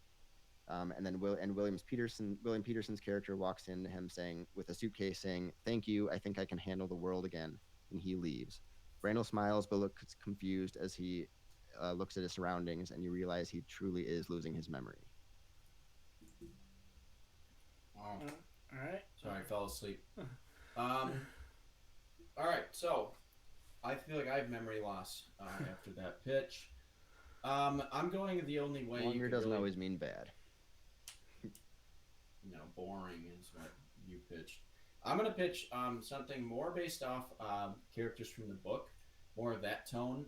The book is phenomenal. I highly recommend the Audible. I think it's Ken Kesey who does the narration. And the book is all told from the Chief's perspective. While the movie focuses on Randall, this really kind of gets more in depth of some of the other characters. So that is what my miniseries is going to be about. There's no McMurphy in mine. There's no Randall. There's no R.P. McMurphy because you can't recast him. Jack Nicholson was perfect in the original. So what I'm going to do is I'm going to do a miniseries. It's going to be 6 episodes. It's going to be directed by Derek Cianfrance, who this was what I was trying to think of earlier. I know this much is true. That's the Mark Ruffalo thing. That deals with mental illness really well. It's phenomenally acted. He also did The Place Beyond the Pines. And he's just a great director, and he's done a miniseries before. So that's what mine is. And I'll just kind of give you, this will be long, but I'm take a sip of water. I'm going to give you episode by episode. So episode 1 is Billy Bibbit. Billy Bibbit, played by originally Vlad Dourif, is going to be played by Cody Smith McPhee, who was in Let Me In and Slow West. And then I have a character named Jackie that's going to be played by Thomasin McKenzie. She was in Leave No Trace and Jojo Rabbit. And then Mrs. Bibbit, Billy's mom, is going to be played by Sally Hawkins, who was in Shape of Water and a bunch of famous movies. So this is like the long one, and then everything else I kind of have a short summary of. So this is my pitch for episode 1. Billy is an awkward young man who lives alone with his overprotective and emotionally abusive mother. Billy wants to fit in with the other teenagers in his neighborhood, but is bullied by the other boys. He really wants to gain the affection of Jackie, the girl who lives down the street from him. Jackie sees the other boys picking on Billy and tells them off. She goes for a walk with Billy. At first, Billy is so nervous he can barely put 2 words together without stuttering. But as Jackie talks to him, he starts to feel more confident. His stutter almost entirely goes away by the time they get back to Billy's house. He tells Jackie that she cannot come in because he does not want his mother to see her. Jackie understands and gives Billy a small kiss before she goes. Billy walks into the house smiling and blushing until he sees his mother standing in the kitchen, staring at him. There is an intense scene where his mother yells at him. Billy goes back to barely being able to speak. While she is insulting him, he grabs a knife from the kitchen. He holds it over his wrist, but his mom calms him down by saying she is only trying to protect her son. The episode ends with Billy being checked into the mental institution by his mother. Episode 2 is Martini. Martini is going to be played by John Carroll Lynch. That was originally Danny DeVito's character in the original, who was in The Founder, An American Horror Story, Fargo. He's just a great character actor, and he has the look I want to go for. And then there's going to be a mysterious man that's going to be played by Wes Bentley, who was in American Beauty, American Horror Story. This is the story of a man suffering from hallucinations and gambling addiction. He gains a lot of debt because an imaginary man he sees tells him to keep betting more and more. Martini is arrested for grabbing chips off the poker table and making a break for it out of the casino. He is arrested and sent to the mental institution for claiming that a man who doesn't exist told him to do these things. Episode 3 is Max Tabor. Tabor is played by Chris Lloyd in the original. And that I want Jimmy Simpson, who is in It's Always Sunny as one of the McPoyles, and Psych, another famous character actor. Max Tabor is a man working in an office building who slowly starts to believe there is a conspiracy to kill him. He starts hearing voices of his coworkers talking about the secret plot and starts to dream about his own murder. The episode ends with Tabor pulling a gun in his office, saying he knows they plan to kill him. He does not end up firing any shots before he's arrested and institutionalized. Episode 4 is Cheswick, who in the original, that is the one who is voluntarily in there, you find out in the film. In the book, it's more of he's in there and he can only be released when Nurse Ratched says, and he ends up killing himself because he knows Nurse Ratched will never let him leave. That's not in the movie. But that's my Cheswick is going to be played by Paul Giamatti. That is a man who is full of ideas and wants everything to change at his loan company, but is always too afraid to voice his opinions. One day, he finally lets loose and shouts at his boss, finally telling him off. But then he is so afraid of the confrontation, he leaves and checks himself into the hospital voluntarily to avoid any conflict. And then episode 5 is Dale Harding. That's the mustachioed man who's kind of the leader before McMurphy comes in the movie. My Harding is going to be played by Mark Duplass, who was in Creep and The League and a bunch of small indie movies. And Dale Harding, he's a married man who is suppressing his homosexuality. He is tempted by a gay prostitute and later tries to commit suicide. He is then sent to the mental hospital because he would rather admit to being crazy than being gay. And then episode 6 is Chief. And Chief is going to be narrating every episode. So you're going to be hearing the voice, but you don't see him until episode 6. That's going to be played by the only man who could play Chief nowadays. That's Gail Birmingham, who's in Hell or High Water. He has the look. He is a Native American. He's a great actor. I think he's perfect for it. So this is my last episode. So Chief, he's a war hero, and he's taking care of his mentally ill parents. He sees the cruel treatment his people get in the country and believes there to be a higher power oppressing his people. After a bar fight one night, he is almost arrested but runs away from the police. He learns that he needs to avoid confrontation and decides to act as a mute in order for incidents like this to never happen again. One night, he is minding his own business and is berated by drunken men in a pub. He snaps and beats the man half to death without saying a word. He is sentenced to the institution because of his mute behavior. He is diagnosed with mental illness. So That is my show. It's kind of the origin story of all of the famous characters in it. I think that's a really great way to kind of give backgrounds because the book did that really well. Chief kind of narrates and tells you the backgrounds of all the characters, and the movie doesn't really get into that. The original movie is perfect. It's one of the best movies ever made. You can't change anything from it. You can't just take that and adapt it into some new old folks home bullshit.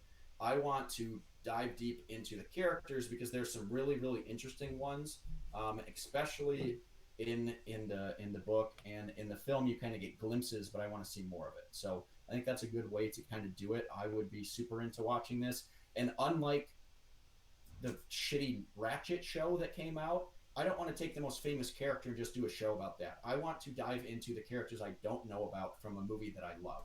I want to know more about that. I don't want to see McMurphy's story again. I don't want to see them try to copy the original story. And I definitely don't need to know the origin story of Nurse Ratched. So this is what I'm doing with mine. All right. It's One Flew Over the Cuckoo's Nest. Tristan, any questions for him? Yeah, I have two questions really quick to get through. Johnny, you mentioned a lot how you want to keep it faithful to the book and you have it all in Chief's perspective. And one of the more interesting things about the book compared to the movie was that it's slightly unreliable. We're seeing a lot of things described to us that through Chief's perspective we know aren't real, but he's seeing them as real. So does your movie play with the perspective at all of Chief and what he's narrating and whether or not what we're seeing is accurate, or is everything we see kind of straight and to the point? It's going to be, if you know the book, you know that these might not be their real stories because it's Chief telling them as he is in the hospital. But if you've never seen the original, or you don't know the book, or you've only seen the original and you watch this, it plays out like a narrative thing that doesn't take you out of it if you don't know that from the book. But I think it's a good way to, it kind of leaves it up to interpretation a little bit. But if you don't know the source material, then you just watch it and you're like, oh, these are fun characters, and then it's dark and it has a lot of things that I want to see. So I think that's the best way to do that without addressing it. And my question for Bobby is just a little bit on your tone. I wasn't quite sure how well you were walking between like comedy and drama. I know the original kind of plays in the middle too, and I think yours has some potential for that. But I just wanted to get a better picture of what tone you're going for in your movie, because I think Johnny's was about a lot clearer. Yeah, so it is more like if you've seen Nebraska, which has the darker moments of him Or of, downsizing. Yeah, but okay, I'm focusing on like just like you did with yours with your last director. But Nebraska and the Descendants, where it's a serious story that's being told, but you have very fun characters and moments. That's why I was saying, he brings the fun back into this community and brings them together, and that. So you have him being funny and charismatic, Michael Douglas's character, and then you have the other characters that have their quirks when like Tommy Lee Jones with the karaoke, like picture him singing Elvis. Like there's gonna be funny moments, but then brought back into, oh, there is a really serious thing going on here when the abuse happens, and it's more in the line of the tone of the original, but balanced in I think a good way, which that I think that Alexander Payne can do. All right, that's all the questions I had. What do you got, Joe? Oh yeah, my question for you kind of already asked my question for Bobby. I wasn't sure about the tone, and then my thing for Johnny is there a reason like you didn't give kind of anything at the end of them all together? Like obviously there's the movie, but if this is separate from the movie, like basically is the movie the ending of this miniseries or? So at the end, I would just cut to Chief being silent in the corner like his film, and he looks at the group. And you don't get a glimpse of McMurphy. You just hear someone talking, but you see all the characters sitting in a circle around Nurse Ratched. So that's how mine would end, and then it would cut to a shot of Chief's face, and then it would end. So you would kind of bring them all in the last second. I tried to keep everything shorter. I had more detailed things, but as I was writing it, I was like, I can't do 6 full-ass plots for episodes for everything. So it would kind of start and end with Chief, but I wanted to save him for my episode 6 thing. But so that's why. Yeah, I'm kind of leaning one way, so I'll give you 5 minutes, but I might cut it short. So yeah, you guys can fight it out. Okay. Guess I'll go first. So, Johnny, you brought up Ratched, but I think you're kind of doing a similar, you're telling a miniseries of something that just had a miniseries. and you're doing an origin story of the characters, which is what they did for Ratchet. I know that you said Ratchet's not the one you want to see and you'd rather see this, but they just did this for the same movie. And people liked it. I mean, I wasn't into it, but people liked it. So I think it would just build off that. But like you said, like people might like that, but the reason they like it is the reason you wouldn't like it. I don't think it would draw an audience because no one really remembers these characters. They remember Nurse Ratched and they remember Jack Nicholson in the movie. And I don't know if this sounds that interesting where you're just telling an origin story of each person without the actual conflict that happens in the movie and the actual events. Like I don't know if you're actually telling a story or just saying, here's this person and this is why they're here. Here's this person and this is why they're here. That doesn't sound very interesting to me, and it just sounds like you're setting up the movie personally. Whereas mine retells the story in a context that I think is at least different, but is something that is being focused on, which is elder abuse in nursing homes, and especially within like the memory care department, which is a thing that happens and gets a lot of attention. They just had a big thing in New York. So make a different movie, Bobby. Don't fucking relate it to this, because the whole time you're reading yours, I thought yours was a comedy.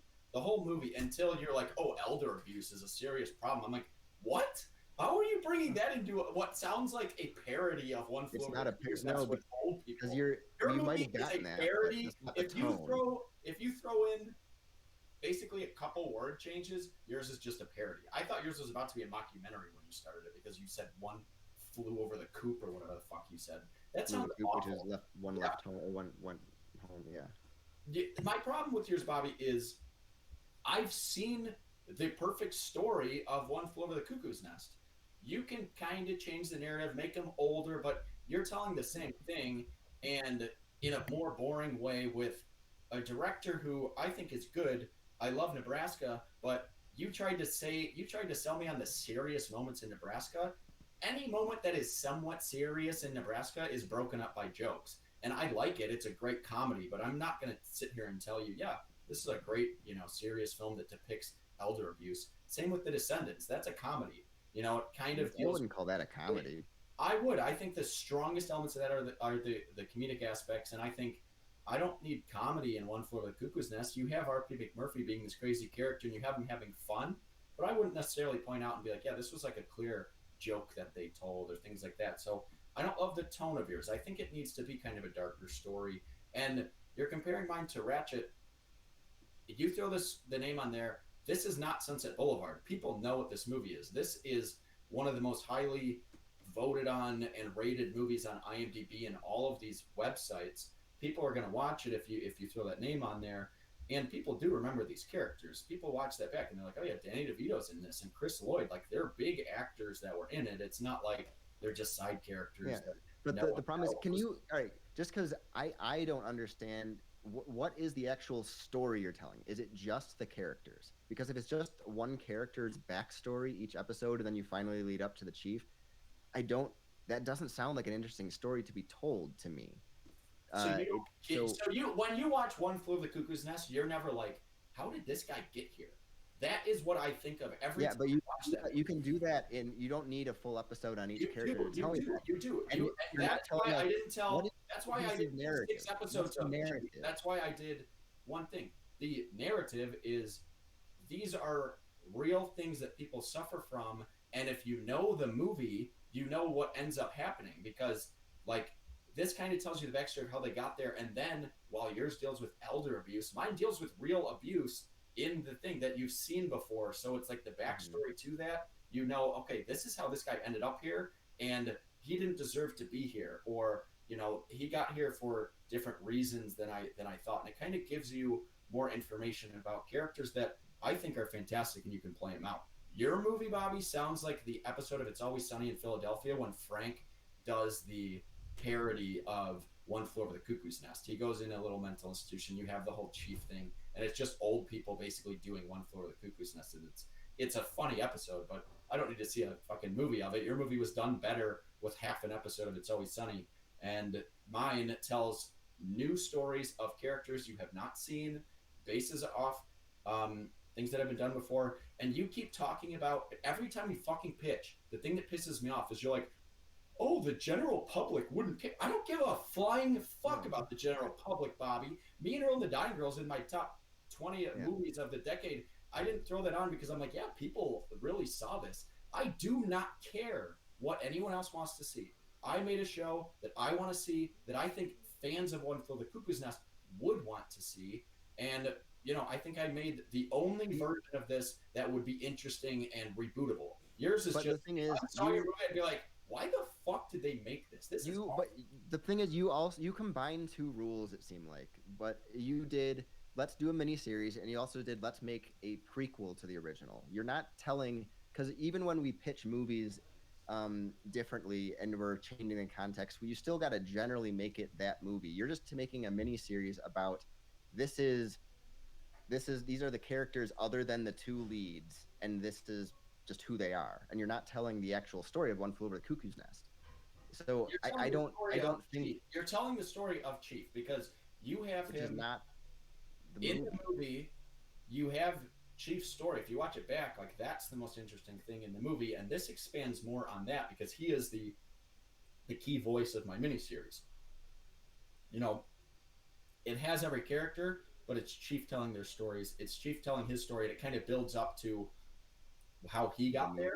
And I think that is really the point of the movie, of this is why these characters got there. The movie itself is just basically how McMurphy got there. And so if you make that movie a reboot, but just do it based on how Chief got there or how Martini got there, it's a very similar film. I just don't have a lot of the stuff in the actual institution because we've seen it before. The problem with reboots is, we're just going to, make Sunset Boulevard again the same with new people, and it's going to suck, but the judges will take it. Like, I don't need to see yours. No, It's not we're one. actually All right, I got my rebooting ruling. the movie. Tristan, what are your thoughts? I'm glad that I'm not making the final call here because I really do think they both, similar to the first movie, they both pitch very good versions of what they're trying to do. I think Bobby, his story sounds like something my 70-year-old aunt would really love. And that's like a demographic to go for, and I'm not going to knock him for doing something that I personally wouldn't maybe get the most out of. I think he did like an old person dramatic comedy the best way you could, so I think he used his rule well. I think his director can balance the tones really well. So I think his sounds like a movie that would be successful and be good. But Johnny's does just sound like something I would rather watch. I agree with Bobby's criticism that this doesn't necessarily feel like there's really even a story here. You're giving the origins of these characters, but I don't really know how the origin of the character is going to be interesting for like an hour. And when you watch something like Orange is the New Black, the flashback is like 5 minutes, and then most of the story is them together, them in the prison. So I don't know how you're going to make a flashback interesting for an entire episode. But I would be curious enough to watch it. So I'm split on this movie. I'm glad Joe's making the final call. But if I was to have to give out an award, I'd probably give it to Johnny. But Bobby's, I think, is a good use of the rule in a promising movie. Yeah, see, my thing is, I think I disagree with like the balancing of the tones. I almost feel like Bobby's would be better if he just went like, hey, the first one was a very like incredible drama and tried to write his and almost make his a full-on like comedic version in an old folks home, and you could still like maybe include some of the things of elder abuse, but them like fighting back and make it a good comedy. I feel like he tried to balance the tones and it almost didn't work. Like as he was pitching, I was high on his movie and then I was super low on his movie and then I was high on his movie and super low on his movie.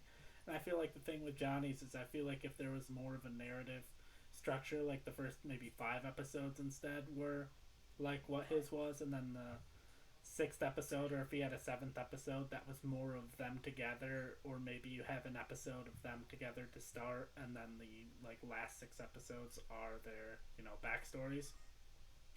And so I don't know like who's I don't know if it's gonna be easy to get like anyone to really care about his movie, or if like people are just gonna watch his miniseries and at the end question like what was the point of that. But at the end of it, I feel like what would be better and what I think would get more interest from people would be Johnny's like anthology miniseries of One Flew Over the Cuckoo's Nest. Ooh.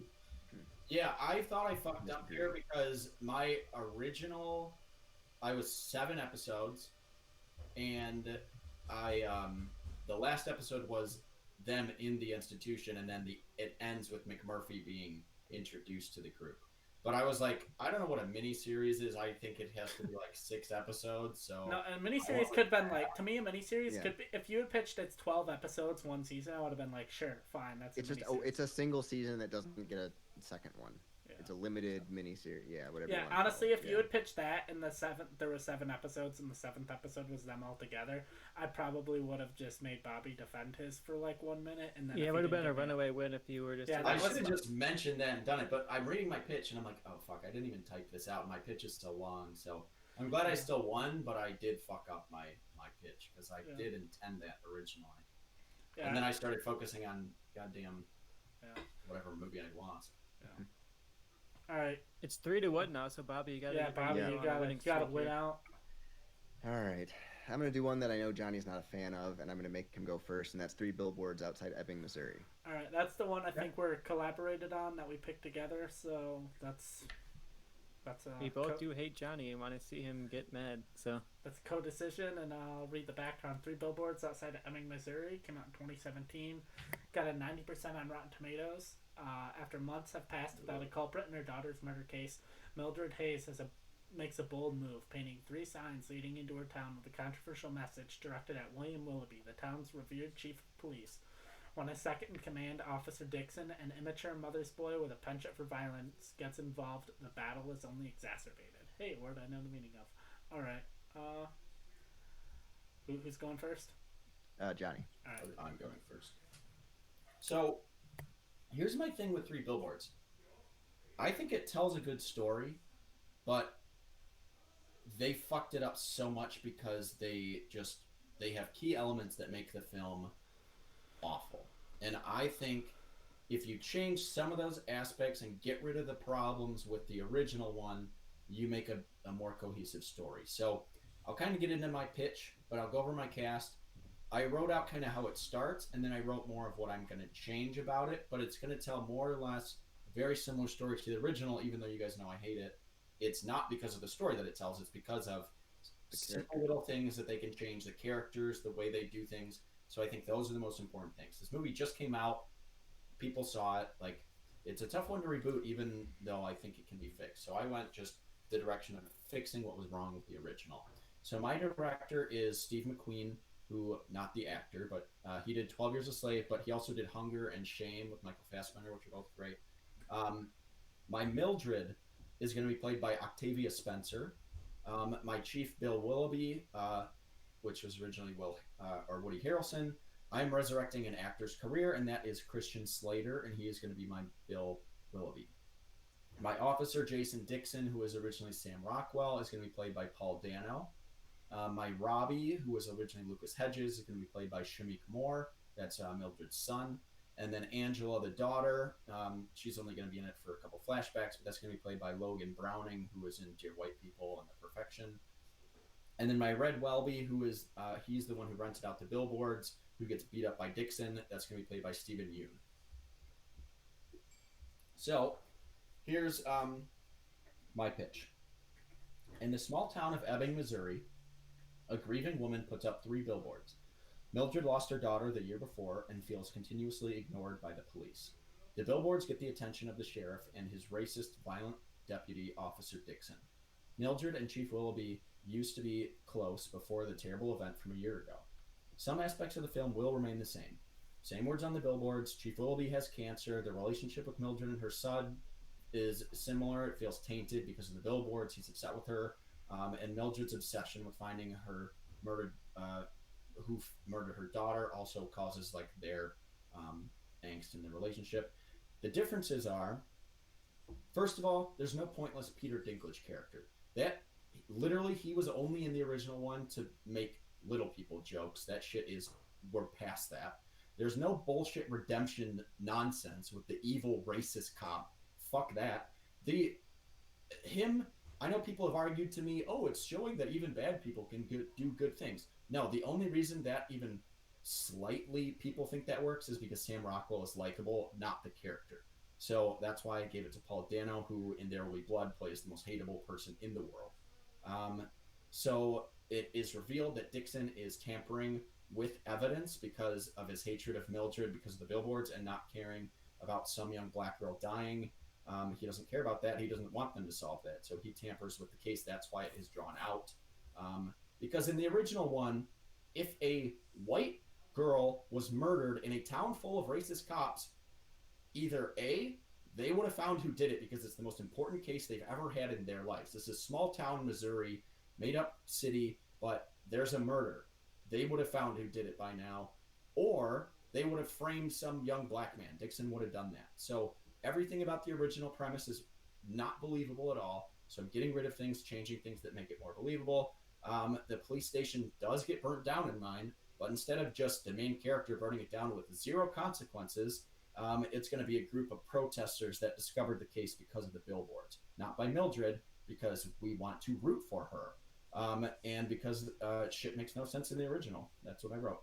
And Willoughby does kill himself, but it's after the police station is burnt down. I think he does it beforehand in the original one. And the film ends with Dixon sitting in a pub and overhearing a man talking openly about how he raped a girl and how he ended up dying, and how she ended up dying, saying she must not have been too much for her, or how he must have been too much for her, and he's laughing about it with his friends. Dixon turns his head to look at the men discussing this. Dixon stands up and walks towards the table, but he does not stop. He walks out of the bar smirking, and the film ends. So that's my version of it. It is darker in terms of the ending and stuff, but I feel like the original had so many fucking stupid little problems that could have been fixed easily. I'm telling a similar story, but I'm fixing those problems. It makes no sense that this racist little police station doesn't care about this white woman dying, so we're changing it to black girl who dies. That explains why this case is being ignored. And I'm making the lead actually likable, someone you're somewhat rooting for, even though she is grieving and does some bad things, and you might not agree with everything she does. It's not someone you're just like, Frances McDormand's a fucking pile of shit in this movie. Why am I rooting for her? And I don't have a redemption of one of the most evil racist characters on screen just because people like Sam Rockwell. So that is my 3 Billboards Outside Ebbing, Missouri. All right, Bobby. Okay. So I thought because this is a recent, well, for the most part, well-regarded, critically acclaimed movie, it's hard to do this in a serious way again. So what I'm going to do is I'm making this a mockumentary. And I'll get into why for that and how that works out. But my director is going to be Armando Iannucci, who did The Death of Stalin. And basically, this is going to be a black comedy. It's a dark humor where, and I'll get into the pitch. But basically, okay, my head of the crew in the mockumentary type guys, who's the only one of them that's going to be seen on screen as like interviewing, is going to be Nick Offerman. And then my Mildred is going to be played by Jane Lynch. My Sam Rockwell character, Jason Dixon, is going to be played by Adam Scott.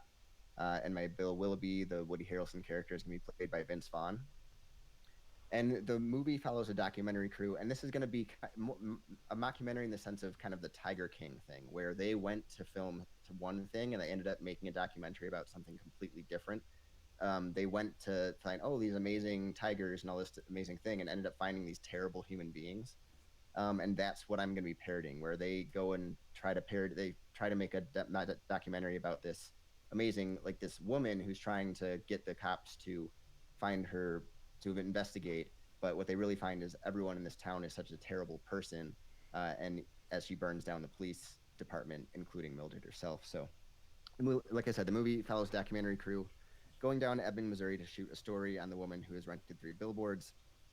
That story. When they get there, they start to realize everyone in this town is terrible, and they start to reframe their story to show how terrible people can be, even in this time.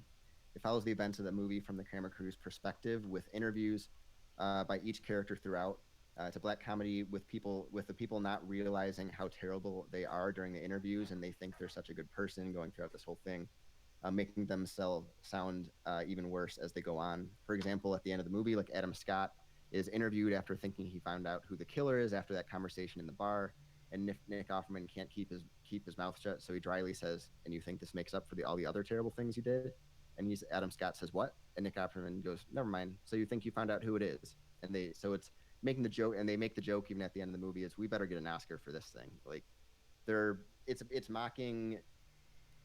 It's the Tiger King thing of they go down to shoot one thing, turns out to be completely something different, where it's just about these people. and kind of just revealing to the world how kind of awful they are. And so yeah, it's because it's hard to do this movie again in a serious tone so quickly after it just came out. So I wanted to more in a dark comedy way show, kind of the horrors of the actual story and the people, and not really show the redemption side that they try to do in the movie. I didn't think it was possible to be more mad about this movie, and then Poppy made a version that would piss me off more. All right, Tristan, you got questions? Yeah, we got no questions. I'm just ready to hear them fight about these two very, very different takes on this movie. Yeah, same. Yeah, so you guys can fight it out. It's 57:50 right now, so 5 minutes long. I mean, I'll start. A girl was raped and murdered, and Bobby is making a mockumentary about that. Thinks it's funny to highlight the racist, awful people. Tiger King is awful and should never have been made. And instead of people learning what that was about, most people, the general public, which Bobby loves to talk about, took that as, look at these fun people. Like, Bobby's movie would be made and people would be like, oh, Adam Scott is so funny in that, and they wouldn't get it. Like, I get what you're going for. Like, I get it's not you just being like, oh, let's point out how funny racism is. But that is what the general public will take from your movie, because everyone, after seeing Tiger King, was just like, oh my God, I love these people. Let's dress as them for Halloween, and they're these great characters, and oh my God, they're fun to watch. No one took that as they're abusing animals. They should all be dead. I hope the tigers eat them all. Because if there was a God, they should all be dead by now. But your movie is problematic, more so probably than the original, because even if it's not what you're intending to do, that is what people will think of it. And you don't fix anything from the original. You're just like, here's a mockumentary with funny racists. I don't know. No. So what I'm getting at, it's going to be the actual pointing out how terrible they are is going to be pretty. That part is going to be pretty on the nose, because that's what they reframe it, and you get the actual discussion from the crew about how, like, so it's not, and like that's why I said he even points out, like, so that makes up for the other terrible things. So you frame it in the sense, like, because that story of how Tiger King was made has been, like, everyone knows why it was made now, and like, yeah, some people do like those those people as like, oh, they're entertaining. But when you do it in a way that, instead of, because Tiger King didn't comment on it, they just showed it, and that's why people interpret it that way. Mine's gonna comment on it while it's happening to show, like, okay, they might think they're like the best person because of this crazy story they're telling about what they did, and oh, she burnt down a police station, or she's this racist guy with all these different stories, and he thinks that's all just normal and a good thing. But it's gonna actually comment and be like, this is terrible. We have to show people, like, what it's like. And it's going to have dry, like, humor that's horrifying, because that's what black comedy kind of does, where you're showing things that are, terrible in a way that is, you can't help but laugh, but in a way that makes you uncomfortable. And that's what I'm going for. That's what, like, the Death of Stalin kind of style is what did. And I think, because yours, again, we're going more on mine, but telling, like, I know what you're doing, and you're, like, with it, and you're trying to change, like, and make it make a little bit more sense with the, like, actual racism, and have it be a black kid who was killed and all that. But there's no real reason to reboot in a serious way a movie that just came out and won a lot of Oscars. And if this was 20 years from now, I'd say maybe you could do that. That was what we had to do. That was our job. No, but our job was to reboot the movie. But you can do it in a different tone that would actually do something different with it. Where yours, if they say, oh, this is a drama, I just saw a drama like this. I don't know. I don't see the reason to do it, other than just, like, because all the smart people, the original. Because all the smart people who didn't like the original would see mine and be like, oh shit, they fixed that, they did that better. Like, that's how it should have been the first time around. Yours, I don't see the point of, because people would just be like, wasn't this some really serious drama? Why is Adam Scott and Nick Offerman in this? And my other thing is, your director of Death of Stalin, his comedy, I almost had him do my Around the World in 80 Days before it was completely Monty Python, because I thought his style in that kind of matched Monty Python for Death of Stalin. It wasn't quite as, like, goofy, but a lot of the humor is similar.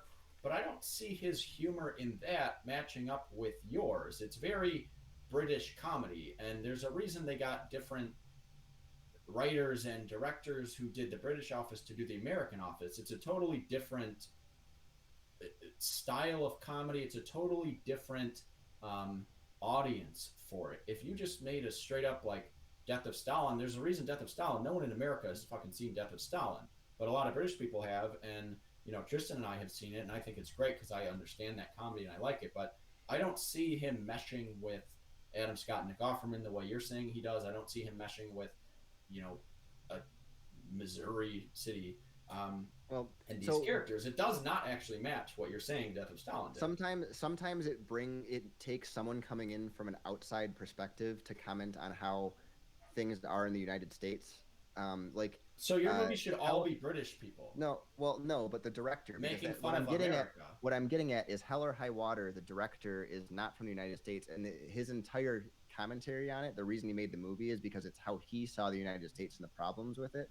And he was able to portray that in a way that people too close to the situation may not be able to do. And that's what I think, bringing someone over and using American comedians, because that people will know and be able to relate to. Instead of bringing a bunch of British actors over who people don't know and it's just going to be British humor, you get their sensibility and their humor style with someone who's worked with dark material before and made it funny and commented on it. I think that actually fits better than how you're saying. And like I said, it just. Are we losing? Oh, sorry, I thought I was losing connection there. But look, I don't know if yours really makes sense to reboot in a serious way, because they just did it in a serious way and it won a lot of awards. Yours, yeah, but to fix it for who? It's a very small amount of people that saw that movie that don't like that movie. It was very highly rated and liked. And okay, because simpletons like that movie. Okay, sorry, judges, but my thing is this: there's so many problems if you just watch that movie and you understand what it's doing. Like, it's very, very problematic. And yes, it got high reviews and it won Oscars. You know why? Because the Oscars love problematic stuff. They don't give a shit. They don't know any better. Like, they just Crash won Best Picture. Green Book won Best Picture. Three Billboards is very similar to that. It's basically like, right, oh, and this points out the problems. This points out the problems with that. Mine fixes the problems. Yours just kind of lazily points them out, and I'm not into yours. I don't need a mockumentary based around a rape murder case. A rape murder case, Bobby. But the I know that again, comedy is in Bruges. That is what they draw. It's the draw for them to go there. And the premise is these characters. So that's what you're mostly focusing on. It's kind of like how Tiger King did the. They'll show you this. I know. Like I have one more thing about that'll show how it's parodying it in a way, because one of the things that actually is kind of brilliant in how they did Tiger King is they will introduce a character and show them as, oh, maybe this is the good person, and then later on just show how terrible they are. Like Carol Baskin at first, like, oh, she's the good side of whatever the fuck his name is, the main Tiger King guy is, and then they reveal she might have killed her husband. So you're showing Mildred, it's like, oh, she's the good person in this, and then she burnt down the police station, so she's not great either. So it's like you're having everyone in this terrible situation just happens to also be a bad person as well. Here's my thing. I watch films differently than a lot of people, and I understand that. I think the people who enjoy Three Billboards can watch it and just accept, I'm watching a movie full of bad people. I honestly don't think people watch it and think, yeah, these are all good people that I'm rooting for. They don't fully try to redeem Dixon's character, but their point is this bad person can kind of do a good thing. But I think the audience, for the most part, does understand that all these people are bad. So I don't need a mockumentary pointing things out that the film actually did do. My problem is not that the film, didn't portray these people as unlikable or bad. Mine is it's a completely unrealistic story based on the characters that they presented to me. I understand they're all bad. I understand that Dixon is a very racist person, and it makes no sense that a young white woman murdered and raped in this small little town that doesn't have much crime is not the number one case that all of the police are focusing on 100% of the time. That is such a blatant plot hole that ruins the entire movie for me. I think some simple changes, you can make Three Billboards very similar to how it was, but in a better way that doesn't have so many plot holes. Your movie is just kind of doing what the original did of look at these bad people. And the original one didn't hide that. If the original, I'm not saying the original pointed to these people and said, look at these great people, racists aren't that bad. Yours is just like way too on the nose when you've already done that. So yours is pointless. We have our ruling. We and Tristan figured it out. Tristan, do you want to give your thoughts first, or should I? Yeah, I'll give some thoughts first and say that I was very close on this one. You guys definitely both argued some good points. I think, Johnny, you did exactly what you aimed to do. You just took the original story and improved all the flaws of it and made it better. But I think there's better ways to fix problems like the redemption arc than just totally removing it. I think if you wanted to really flex on Three Billboards, you could say, okay, I'm going to do the redemption arc you tried to do, but I'm going to actually do it better and earn it rather than just, there's no okay, redemption. I'm going to remove it now. You can't. And I think portraying the world in such a black and white characters, a good or bad perspective, kind of misses the point of the original movie, where people have this middle ground where someone terrible can do something good that doesn't make them a good person, and we're supposed to question whether or not we're rooting for their actions. I think Johnny's kind of takes a complex story and makes it very black and white and straightforward. And while I think it does sound like it fixes a lot of plot holes in the original, I'm leaning a bit towards Bobby, because I think it's an interesting take on this premise. I think, like he said, we've just seen it done dramatically, and I think doing a comedic take that takes this and pushes it to kind of an extreme is really interesting. I like his director choice. I do agree with the criticism Johnny had that it feels too American in the cast for this director. I think it would have been better with people like Peter Capaldi coming in, who have that British dry humor that could really make the most out of this. And like we said before, Death of Stalin it's about Russia, but it's all British people. So you don't really need to have the people who are in the setting play the characters. I think part of the absurdity is that it's this outsider perspective coming in. But I do think Bobby's director would make a good movie out of it, and I think he's a director who could balance the tones really well. So I'm giving it to Bobby in the end. Yeah, my thing is that when I picked this movie, I really didn't care if this movie came out in 2018 or 20. As far as this movie was recent, it doesn't really matter how you reboot it. That was kind of my thought process when I picked it. I felt both pitches were fairly weak. None of them really stood out as this was a great, phenomenal pitch that I can't wait to watch. I couldn't wait to watch this. My problems with Bobby is I feel there are still a little bit of problematic elements in it. I don't know if those were fully corrected. And my thing with Johnny's is his felt more like a response to the original movie and not really a movie itself, especially with the scene at the end of Dixon being at the bar and then hearing the guy talk about raping her, and then him just walking out and smirking felt more like a reaction to the original and less I think if you haven't seen the original, Johnny's movie does nothing for you, but if you've seen it and you have problems, Johnny's is the perfect course correction, but I just don't think it stands as well on its own. Yeah, and that was a lot of my big problems with his felt just more like a reaction and trying to this was the problem with this movie, so I'm going to do it this way, and it just didn't feel like a standalone movie, where to me Bobby's felt more like a standalone movie. So Bobby's didn't really win me over, but neither did Johnny's, but I just felt like Bobby's felt more like a real, actual movie. So I went Bobby. I knew talking about how shitty the original would not win me over, because you fuckers like that shit. And also, talking about how bad, Tiger King, to me, I was watching it being all of these people were shitty. So doing, a mockumentary Tiger King thing, to me, just fit and made sense. I was never oh, these are, cool people. I felt oh, look at all these shitty assholes. And it makes fun of Tiger King, too. I feel like it shows the fact that these are shitty people that we're giving, a pedestal to. So I feel like there was a bit of a commentary in there. No. All right, where are we going? I still got some ground to make up. Right, yeah. Yeah, was it 3-2? Yeah, Yep. 3-2. Yeah, it's 3-2. Bobby's still down by 1, but Bobby, if he goes on a winning streak. Bobby needs to win Tristan over, because these are all Tristan. The last two are Tristan's picks. So. Yeah, you guys better be nice to me. All right. Yeah, you know me. All right, so I'm just gonna maybe tie this one up, but I'm gonna pick Brokeback Mountain. I'm gonna go second. All right, Brokeback Mountain All right. starts with a B, so it's going to be the B. So Brokeback Mountain came out in 2005. I got it 87% on Rotten Tomatoes. In 1963, rodeo cowboy Jack Twist and ranch hand Enos Del Mar are hired by rancher Joe Aguirre as sheep herders in Wyoming. One night on Brokeback Mountain, Jack makes a drunken pass at Enos that is eventually reciprocated. Though Enos marries his longtime sweetheart Alma, and Jack marries a fellow rodeo rider, the two men keep up their tortured and sporadic affair over the course of 20 years. All right.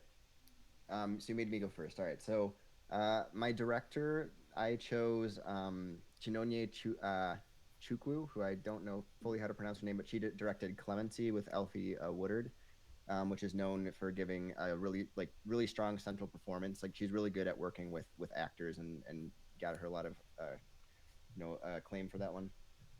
My rule is that I'm going to resurrect an actor's career, and I'm going to go with someone who, for a while, they're trying to push as here's your lead guy and supposed to be in a lot of movies, and then it didn't really work, and he's kind of been a side character, if not much, since, and that's Emil Hirsch. And he is going to be my Ennis character. My Jack Twist is going to be played by Daniel Kaluuya. My Lorene, Jack's eventual wife, is going to be played by Janelle Monáe. And then Alma, who is Ennis's wife, eventually is going to be played by Colby Smulders. So the original is set in 1963. I want to set it a little bit later because it plays into my plot. In 1969, the year after the assassination of Martin Luther King, after segregation had ended and black people were getting some more opportunities, although outward racism was also still rampant. So Ennis is hired by Joe Aguirre to herd sheep through the summer on the Brokeback Mountains, and meets Jack, who is already working there for a small wage. They clearly have a connection, but don't act upon it until a night of drinking where Ennis makes a pass at Jack. Jack resists at first, but eventually they have a passionate night together as well as the summer. Jack says that has to be a one-time thing, as both being black and gay is a death sentence. Emil pleads and says he'll protect him from people like him. But after the summer, they leave and go their separate ways. Ennis returns the next summer for work, but Joe refuses to hire him again, as he witnessed he and Jack last year. Jack had been fired, and Joe says he's lucky to be alive. Ennis marries his longtime fiancée Alma, and Jack meets a waitress named Lorene, who marries, and they have a son. And after 4 years apart, just as the gay movement in the 70s was starting to kick in, leading to more and more people coming out of the closet, Ennis comes to meet Jack. They kiss, which is inadvertently seen by Lorene, and Emil, and Ennis throughout is trying to plead with Jack to kind of come out and make it more of a public thing, and he won't do it. The movie then shows their marriages, their marriages, them meeting on fishing trips and other things, getting together, and Lorene finally confronts Jack about his true relationship with Ennis. They fight, but Lorene says, "I just want you to be happy, Jack, but if this is what makes you happy, I can't be the lie in your life." They separate, and we now have Jack depressed and dating around. On their next meeting, Ennis tells Jack he's moving across the country for work and would no longer be able to meet. Leads to an argument and where Ennis is not understanding why a single man like him now is not coming out of the closet as more people were. Eventually, Jack and Lorene reconcile for their son and at least stay together for him. And then sometime later, Ennis gets a letter in the mail from Lorene saying Jack has been shot and probably won't make it. He flies back to visit, and he goes to the house to see Lorene and sees Jack has kept Ennis's bloody shirt from an argument they had the previous summer. He holds it to his face and weeps along with Lorene. Lorene says that Jack was shot by an acquaintance who was also black after he was caught with another man. We then cut to the hospital a few weeks later, and Jack opens his eyes and actually did survive. Ennis can't believe it and is overjoyed. Jack had lost all movement in his legs but survived, and we cut to a year later, and Ennis and Jack are leading members of the gay movement with a heavy focus on the stigma in the black culture. So what we wanted to get at is, you kind of think the whole movie is, oh, he's scared of white people killing him because he's black and gay, but it's a very big stigma still within the black community to come out. It's even more so than a lot of other cultures because they're supposed to keep their feelings a lot more bottled up. And if you hear anyone in that community talk about it, it makes it even tougher. So I at least want to comment on that and why it's even more difficult, just within their own race even. So it's kind of one I want to comment on somewhat. Yeah, imagine if Moonlight didn't come out. All right. There's also an interracial relationship back in the 60s. Oh, it's only like Loving didn't come out. Okay. This Bobby's might be the worst pitch to ever win, but here's mine. The romance of a lifetime. This is Disney movie. Two lifelong friends go on a fishing trip on Brokeback Mountain. They know it's wrong because they're both married, but it feels so right. The two best friends start a romantic relationship, making love in the tent under the moonlight. They know this is a secret they must keep forever because in their world, this is unacceptable. They are famous for their acting work and starring in major motion pictures and TV shows. They cannot let this secret come out because of their stardom and for their families' lives. How will the two most famous celebrities in the world, Mickey Mouse and Goofy, hide their feelings for each other? That's my pitch. All right. That's all. That's the All right. Do we? So my pitch may not be the strongest, but at least Yours it's a sounds like movie. so bad. Johnny's is not a movie. It reminds me of last week when The Longest Yard came out, and I was like, "Oh, I'm gonna throw this as a joke." That is almost 100% what this is. And then except Joe's I will pitch say came that- through, and it was actually good. And I was like, "Well, shit, I've got to throw it anyway now." So, yeah, I mean, go for it, Johnny. What do you got to say for yourself? My defense is this: Bobby's movie is done. Bobby is literally just, what if we made Brokeback Mountain with one black guy?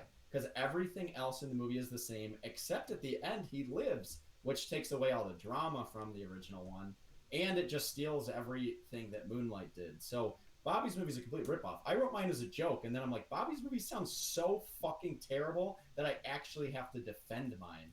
Because I think, yeah, I kind of wrote mine as a joke, but how many kids' movies have ever been made that actually show, like, a gay romance? I think mine could be a kids' movie, but them loving each other. I was going to make a joke. You didn't even write a whole movie.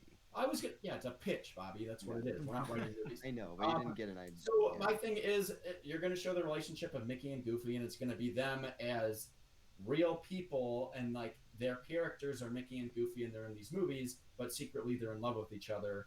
And Mickey is married to Minnie, and Goofy's married to Roxanne, and you still have those stories, but they're secretly in love with each other. And it can be made for kids, and I think you can actually do mine and teach kids about something that no other movie has the balls to do.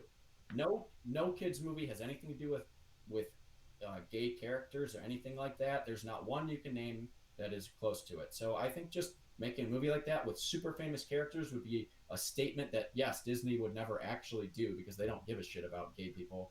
But I think it's a movie that if it was made, it could be important.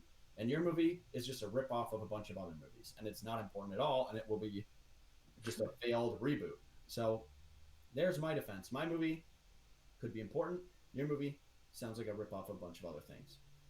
Which is still an important story to tell, and Not really. especially that. But do we need a fight, or what's going on with that? Look, I feel like you've run pretty long. I'd like to hear Joe's thoughts on it. I do think that there's some problems in Bobby's pitch that I would have liked to see Johnny take on him with the real pitch, but I don't know how to give a win to Johnny on a pitch that's barely even complete. I think Bobby's has some problems, but I'll get into it more after I hear Joe's thoughts. Yeah, my thing is, if Johnny pitched it, if it was like make one a movie or something, and he pitched his as like Brokeback Mountain, but I'm gonna like tone it down and make it the rule. I'm just saying, but like I know that's not the rule, but if like it was that and he was like trying to say like, oh, I'm trying to pitch this for kids or whatever, I'd be like, sure, why not? But I think the problem with having such iconic characters that Disney would never do that with, that I just feel like it would be, it's like impossible to give him the point on this one, and so I feel like it has to go Okay. Bobby. Here's the twist. All right. It's directed by Lars Van Trier, and there's full penetration. Yeah, no. Full penetration. Oh, now it's on. You Pornhub. see it all. I mean, Now it's for adults, and you didn't see that coming. Literally. my curiosity would definitely get the best of me. Unlike my for movie, you every didn't see it Lars coming. Van Trier movie. I Mine's got it. Nymphomaniac meets Disney. I mean, look, that sounds Yeah. awesome to me, but I don't know if that's for everybody. You know, you gotta talk about the general public, as Bobby keeps bringing up. I don't give a fuck about Look, there's ways Johnny could have done this pitch. There's a lot of characters in the Mickey Mouse universe. He could have not gone for someone as prominent and well-known as Mickey Mouse. He could have done this a real movie, I think. Could have done. Mickey and Minnie are too iconic of a couple for you to break up, even if it's Could have like, done in a Chip and progressive Dale. way. It's important. Yeah, there's all kinds of characters. You could have had. Mickey's totally gay. Mickey's pretty gay, probably. Yeah. But Uh-huh. you have Mickey and Minnie together. They're the iconic Disney couple, you know?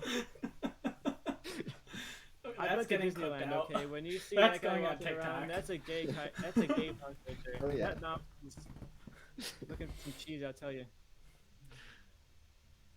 But look, Bobby, And Goofy's a dog. Dogs hump everything. All right? Mine's realistic as fuck. Bobby's is a ripoff of Moonlight, Loving, and Brokeback Mountain. God damn it.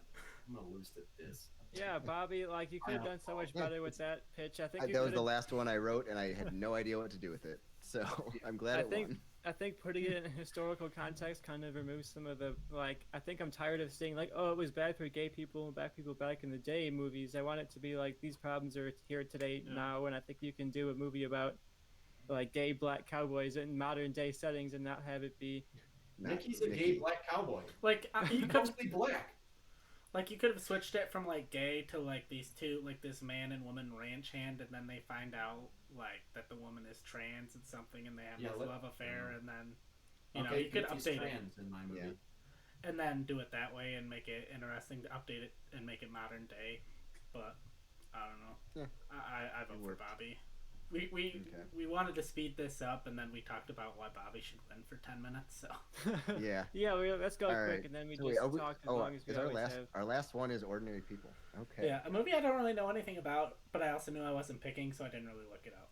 So Ordinary People, I had a class in freshman year I community college where I had to do a rewrite of Ordinary People as a practice round for my first script. So I've done a lot of research into this movie that kind of vanished from my mind until this episode. So I'm curious what you guys do with it too. Alright, Ordinary People, I have not read this since I copied this from Rotten Tomatoes website. Got from 1980, got an 89% on Rotten Tomatoes. Tormented by guilt following the death of his older brother Buck in a sailing accident, alienated teenager Conrad Jarrett attempts suicide. Returning home following an extended stay in a psychiatric hospital, Conrad tries to deal with his mental anguish and also reconnect with his mother Beth, who has grown cold and angry and his emotionally wounded father, Calvin, with the help of his psychiatrist, Dr. Berger. And I just realized that we used the same rule and might have used the same character. Maybe. Maybe not the same character, but we used. Oh yeah, I the forgot same about rule. this rule. Alright, who's going first? Bobby, go first. Okay. So my director is going to be Lynn Ramsey, who did We Need to Talk About Kevin and You Were Never Really Here. My rule is I'm going to use a character from a Spielberg film, and I'm going to use Private Ryan, James Ryan from Saving Private Ryan. His wife is going to be played by Jennifer Connelly, and that's going to be Stephanie Ryan. And then his son, Miller Ryan, is going to be played by Jacob Tremblay. And that's really my main cast because it's going to focus on the family, as well as the psychologist who I didn't really put down, but you could throw anyone character actor in there. So in the 1960s, James Ryan is now married with a son. He suffers from a level of PTSD from the war, as well as feeling of not being worthy of being alive because of his rescue, but hides it as much as he can. On a vacation with his friend's family, Miller's best friend is killed in a water skiing accident, where Miller blames himself because he was watching from the back of the boat and didn't see another boat that was too close. This causes Miller to go into a tailspin of depression and suffers similar PTSD traits to his dad from the incident. The movie focuses on the relationship between James and his son, as well as each of them dealing with their mental states. At first, James tries to tell Miller just to move on. It was not his fault, and he should not show anyone that he was weak, just like kind of he does. Miller is sent to a psychologist to help him, and we see that we see these sessions throughout the movie, talking about his dad, the incident, and his involvement.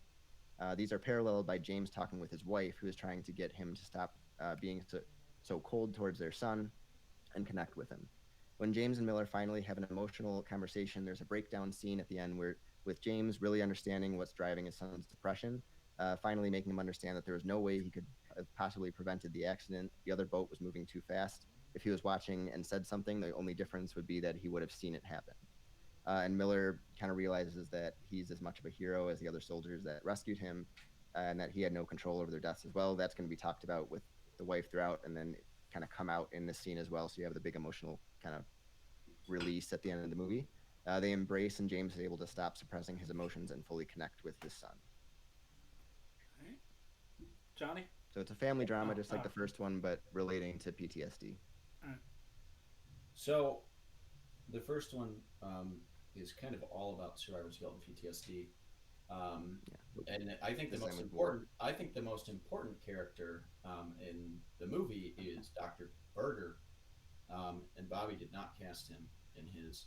So I did use the same rule. It probably will be spoiled if I give my actress, so I'll just read my pitch.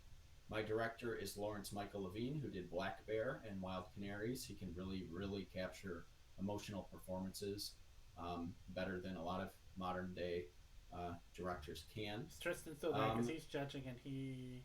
I don't know. Tristan, you there? He said BRB. Okay. But I don't know if that means he can hear or not. Yeah, he can hear. Okay, he can hear. So we're good. Perfect. Okay, so my film is entirely set in the office of Dr. Berger. Berger is a therapist who has recently been meeting with a young woman struggling with PTSD and survivor's guilt from her brother's suicide. The young woman enters his office and sits down across from him. She is shy and does not have much to say, so her doctor carries the conversation for a bit.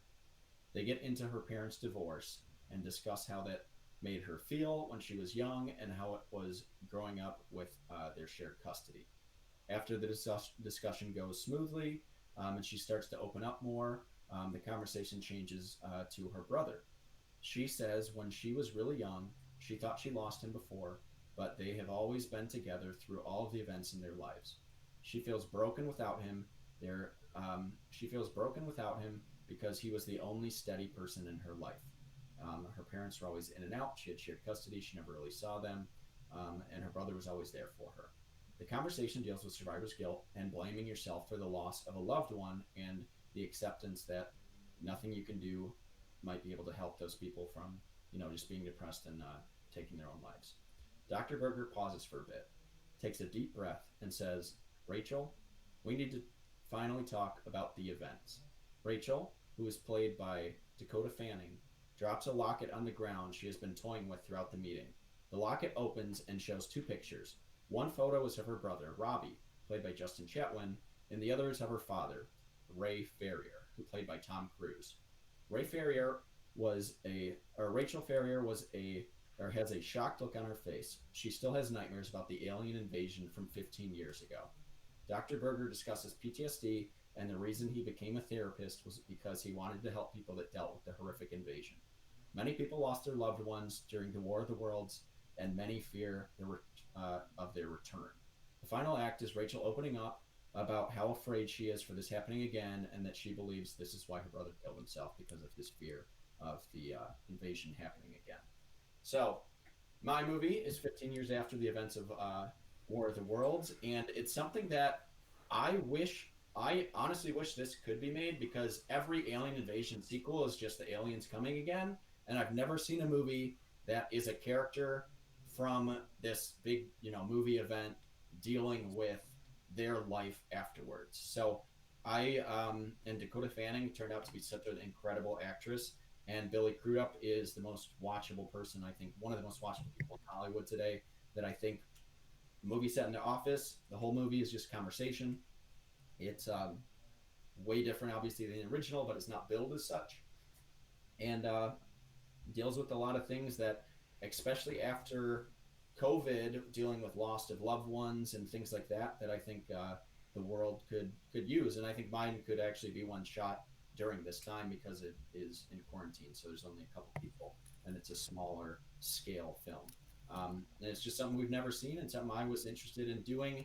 It is different than the original, but it deals with a lot of the same subjects, and I think it does it very well. I think the relationship in the original between the son and Dr. Berger is is the most important thing in it. I do think, obviously, not having the mother-son relationship where she blames him and doesn't, and she's cold to him, I kind of want to take that aspect out, but it will be addressed in terms of the divorce and things. So you're going to get those same themes, but it's going to be a much different setup for a movie, because Ordinary People is a really fucking great movie. I think it's one of the most emotionally powerful films ever done. Robert Redford was the director of it. Timothy Hutton's great in it, and Judd Hirsch as Dr. Berger is my favorite character in the film, and I think taking that aspect out is a problem. So that's my pitch for the movie. All right, yeah, I don't know. I mean, Tristan's in charge of this round. I didn't have any questions, but like through half of Johnny's pitch, I was trying to figure out who the main focus was, and I was like, for a while I thought your main focus was going to be the little girl in Hook, and I'm like, what the fuck crap-tastic movie is he pitching? I forgot Hook existed. Yeah. Yeah, like he was just like, oh, this little girl and her brother's the only one she could depend on, and I'm like, is it the main character in his movie going to be the divorce and everything? And I'm like, is the little that girl... would have been a weird twist. What if I was just like, yeah, it's the girl from Hook? But yeah, all right, that's all I had, Tristan. I've got one question for Bobby. Johnny really made sure to set his apart from the original, and I wanted to hear a little bit about how yours is different from what we've already seen. So what I really wanted to do is have the family relationship really focus on someone who's been back from war and how they deal with their son and family, especially when they suffer from something similar like this. Like the first one, the son is the one that's really going, and then obviously the mom has like, she's cold towards him and all that, but it's really the one going to the psychologist and all that's suffering, only one suffering from like the depression and the survivor's guilt and all that. I want it to be able to be like, how does someone that is dealing with that himself from war deal with a son that is going through a similar mental state, even when he can't really handle it himself? So I really want it to be a family drama like the first one, but related to soldiers coming back from war, and how they can relate in a family rather than just the family dynamic from the first one. All right, I like that answer. I don't have any questions for Johnny. I mostly want to hear them argue about it. Coming on to the last battle is always exciting, so it should be a fun one. Yeah, my main issue is I feel like Bobby more or less kind of did the original over again, but with less interesting dynamics and something that we've seen before. I think Ordinary People was very unique for its time because it dealt with a lot of emotional themes that we really hadn't seen in movies. At the time, it's kind of like Kramer versus Kramer. There's never really been a movie about divorce, and then you got this fantastic movie that won Best Picture because it dealt with something you've never seen before. That's why I wanted to do something that we have never seen before. The sequel to Independence Day is just another alien invasion. The sequel to Alien is just more aliens. I want to take someone who has been through like this horrible sci-fi event and really break down the character and learn how that affects them emotionally, and have a lot of ties to the original as far as the themes and narratives, but change the film enough. And again, I think it applies because it's just, if you look at it's this invasion, it's how do ordinary people, how are they affected by these horrific things that are once in a lifetime events? I think mine does that, and it's a unique take on it. And while Bobby's, he says it deals with PTSD. We've seen a million movies that deal with PTSD from soldiers. Like, I think PTSD is something that is not dealt with outside of war very much in film. We've seen The Deer Hunter. We've seen Thank You for Your Service with Miles Teller. We've seen American Sniper. We've seen the Long Halftime Walk movie. There's a million examples of Bobby's movie in terms of dealing with PTSD after war. And yes, that's an important subject, but there are a million documentaries. There are a million things dealing with that. And I think dealing with real life events like that, I think a documentary is better suited for it. I don't think dealing with that in film is as interesting. And I think taking a film that deals with someone's emotional events from a film that's not a realistic thing, but you bring in realistic narratives, I think fits my movie well, and it's something we haven't seen. It's something I'd be super into.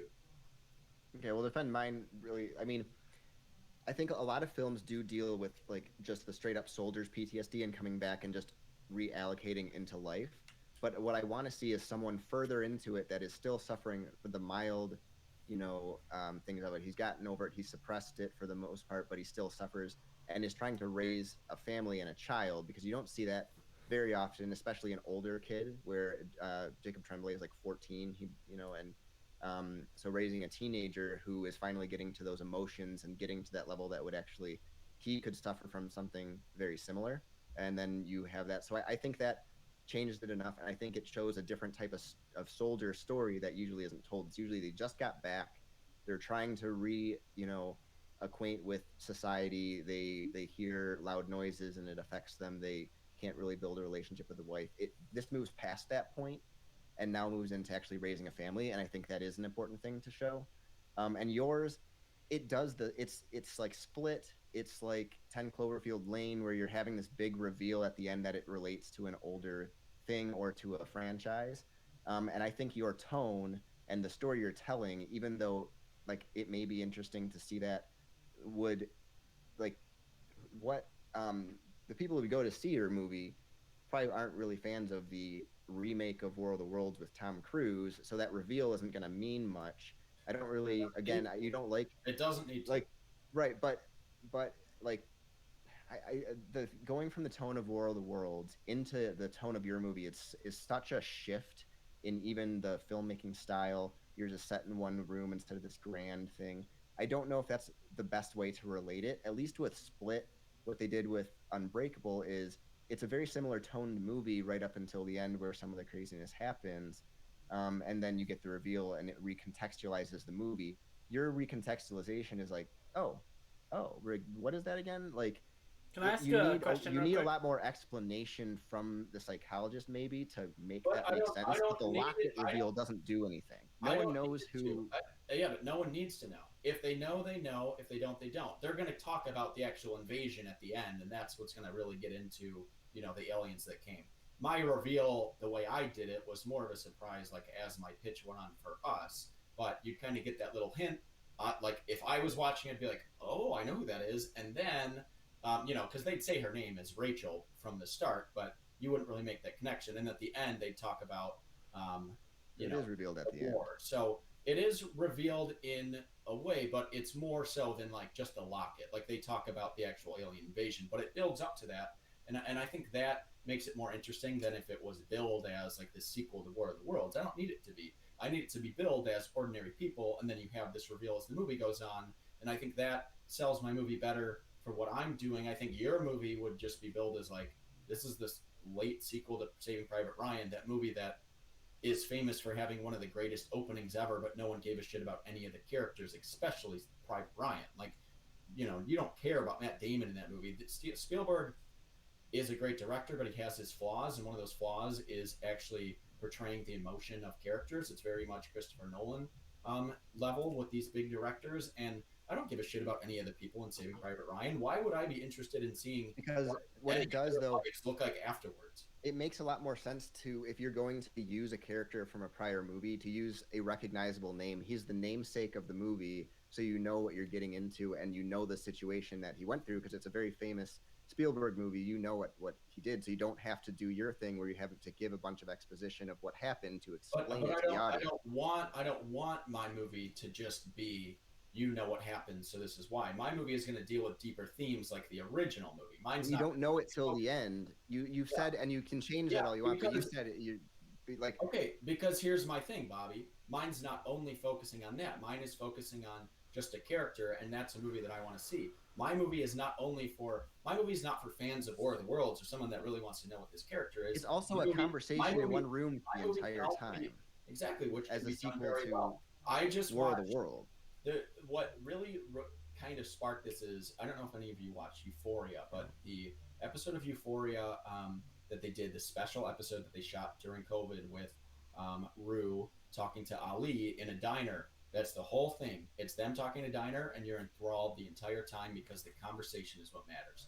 My movie's not going to be for the average fan. My movie's more like Black Bear, which not a lot of people saw, not a lot of people will see, but Aubrey Plaza gives a fantastic performance. It's basically three people in a cabin the entire time, and it deals with similar types of things in terms of abuse of relationships and stuff. So mine is going to be more of the grief and the PTSD that someone went through from these events that we've never seen before. And I think mine, take or leave the War of the Worlds thing. Yes, that's revealed at the end, but the entire movie, you could watch this movie and you can change that War of the Worlds to the pandemic, to 9/11, to horrible events, to the recession. Right, and but it's not. The conversation in my movie will relate to Johnny, feelings. but the thing is, connect to if that. you're gonna bring in any level of believability into a movie actually getting made, I know sometimes we throw that out the window and sometimes we don't. I at least want to bring the argument in here, where there is no way that a studio is gonna make a sequel that is a tiny, low budget thing to a big budget alien invasion movie. That's never gonna happen. You're never gonna tie that. They can't pitch that. It's never gonna be made. Mine actually could be made because it's a very popular movie, a character you can revisit later, and Matt Damon is the correct age, and you can actually get people to go see maybe a smaller drama they wouldn't have seen because they know, one, Matt Damon's a big star, and two, Saving Private Ryan, so the character is coming back. Like that actually would get people to go see it, and then it's a family drama. Years ago, that But didn't it's still very popular. It didn't even win Best Picture. Yeah, that's the argument you're going to use. But it's still like known as one of the best war movies of all time. People watch that all the time. Like I know a lot of my friends' families, especially those who were in war, who I know a lot of friends who their families or themselves are soldiers. They watch that movie all the time. It's one of their favorites because it does depict actually being in it well. So it stayed in the pop culture enough that using this character makes sense. Yours doesn't make sense. It wasn't even that. Your movie was the sequel. The movie that you're making a sequel to was not even that well regarded when it came out, so it's not that big of a reveal. I am just making ordinary people, and it has a character. Our rule is to use a character. You didn't need to make it a direct sequel to a film. That's not what I'm doing. I'm using a character that went through events to tell a story that we've never seen before. Yours is something I've seen over and over, and it's about a character that I didn't give a shit about in the original. I thought they should have left his ass there because all it did was kill Tom Cruise, which was the only character anyone gave a shit about. You have Tom Cruise. Tom Hanks. Same fucking thing. Oh, by the way, Miller is also Tom Hanks' name, and that's the son's name. There's enough connections that people know from Saving Private Ryan. And yeah, the reason that he made what you feel is that they should have left him there is how he feels now, and that what he felt after that situation. Here's the funny thing, Bobby. I don't need to see a movie about that. Like they portrayed that as well as Spielberg could have portrayed that in the original. If he didn't want them arrested. Now I'm getting deeper into the character. And yeah, but like I don't care about that. Mine is more. Yours is very specific to a specific character in a film. Okay, it's a more. So is yours. I understand. No, it's not. Mine is about. Basically, you take the entire sci-fi genre. My movie encapsulates a character that went through some horrific event.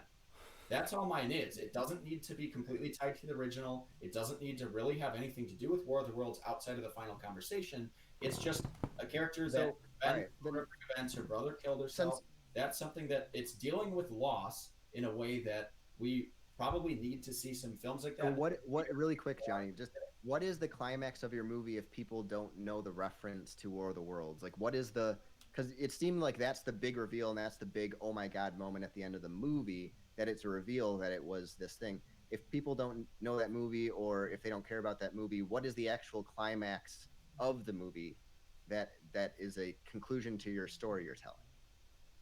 The story, it kind of builds up. So it starts with divorce, then it's dealing with suicide, then it is PTSD from this horrible event. And it just builds up in terms of the emotional performance. The climax of my movie is Dakota Fanning completely breaking down and having an emotional scene.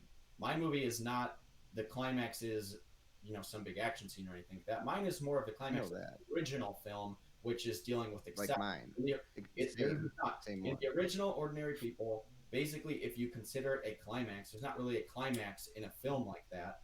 It's the final act of the film. It ends with the mother maybe understanding her son a little bit better, she pushing him away. That's kind of, in a way, what it does. Mine is just someone coming to terms with their emotions, and that's what mine is leading up to. And mine does that, but it's not just someone talking the whole time in one room. Yeah, but I don't give a shit about your characters. I don't care about. I don't give a shit about the character in your movie either. That it's her. Like I don't care that it's a woman who's dealt with horrible events in her life. That's fine, but an alien invasion. An alien invasion in a movie that people didn't really care for. But it doesn't matter about the original movie. I pitched the director of Black Bear. You know how much money that made? Probably lost money. I don't care about that. I don't care about who sees it. I made a movie that I would watch, that I know probably Tristan would watch, maybe Joe would watch, and I think you would watch. I made But a it movie. should make sense why you're using this character. It should actually make sense why they're does using make it. sense. The whole thing I've pitched makes sense. Your movie is just, I don't know what character to use, so I'm just going to pick a famous one.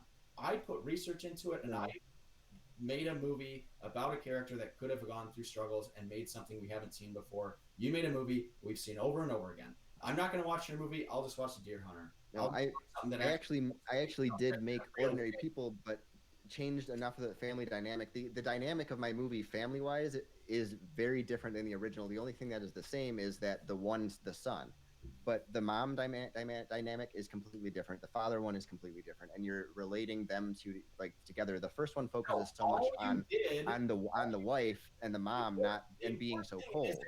The important thing in the film is a father-son story. In the original is not a father-son story. That's not. No, I know. That's why I changed it.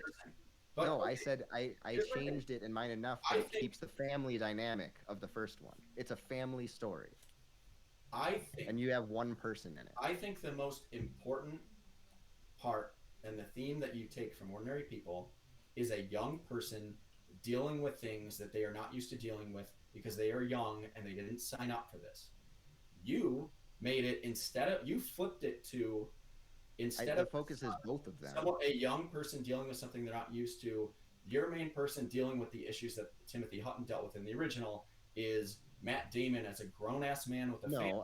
You're saying that. I never said that. I'm saying that's the character used as the dad who has the PTSD and can relate to his son, so you have that dynamic, but you still keep the son who went through that and is going through all the depression and PTSD, which he did not sign up for. His dad did sign up for it, but he did not. Threw together things that don't have to deal with really anything real. I don't agree, but are we... Yeah. Let's end this debate while we've been going on. It's fun to see you guys argue, and especially when you get really angry.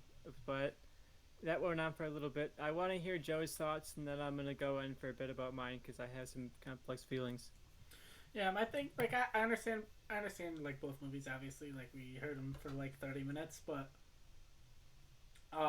my thing with Bobby's is I feel like his movie is more connected almost in a way to Saving Private Ryan, where if you don't care about Saving Private Ryan or you haven't seen it, you won't care. Where I feel like Johnny's will be more enhanced by having seen War of the Worlds, but I think it's like basically just a sci-fi event that happened, and it's like I don't know if you necessarily need to remember her character in the original.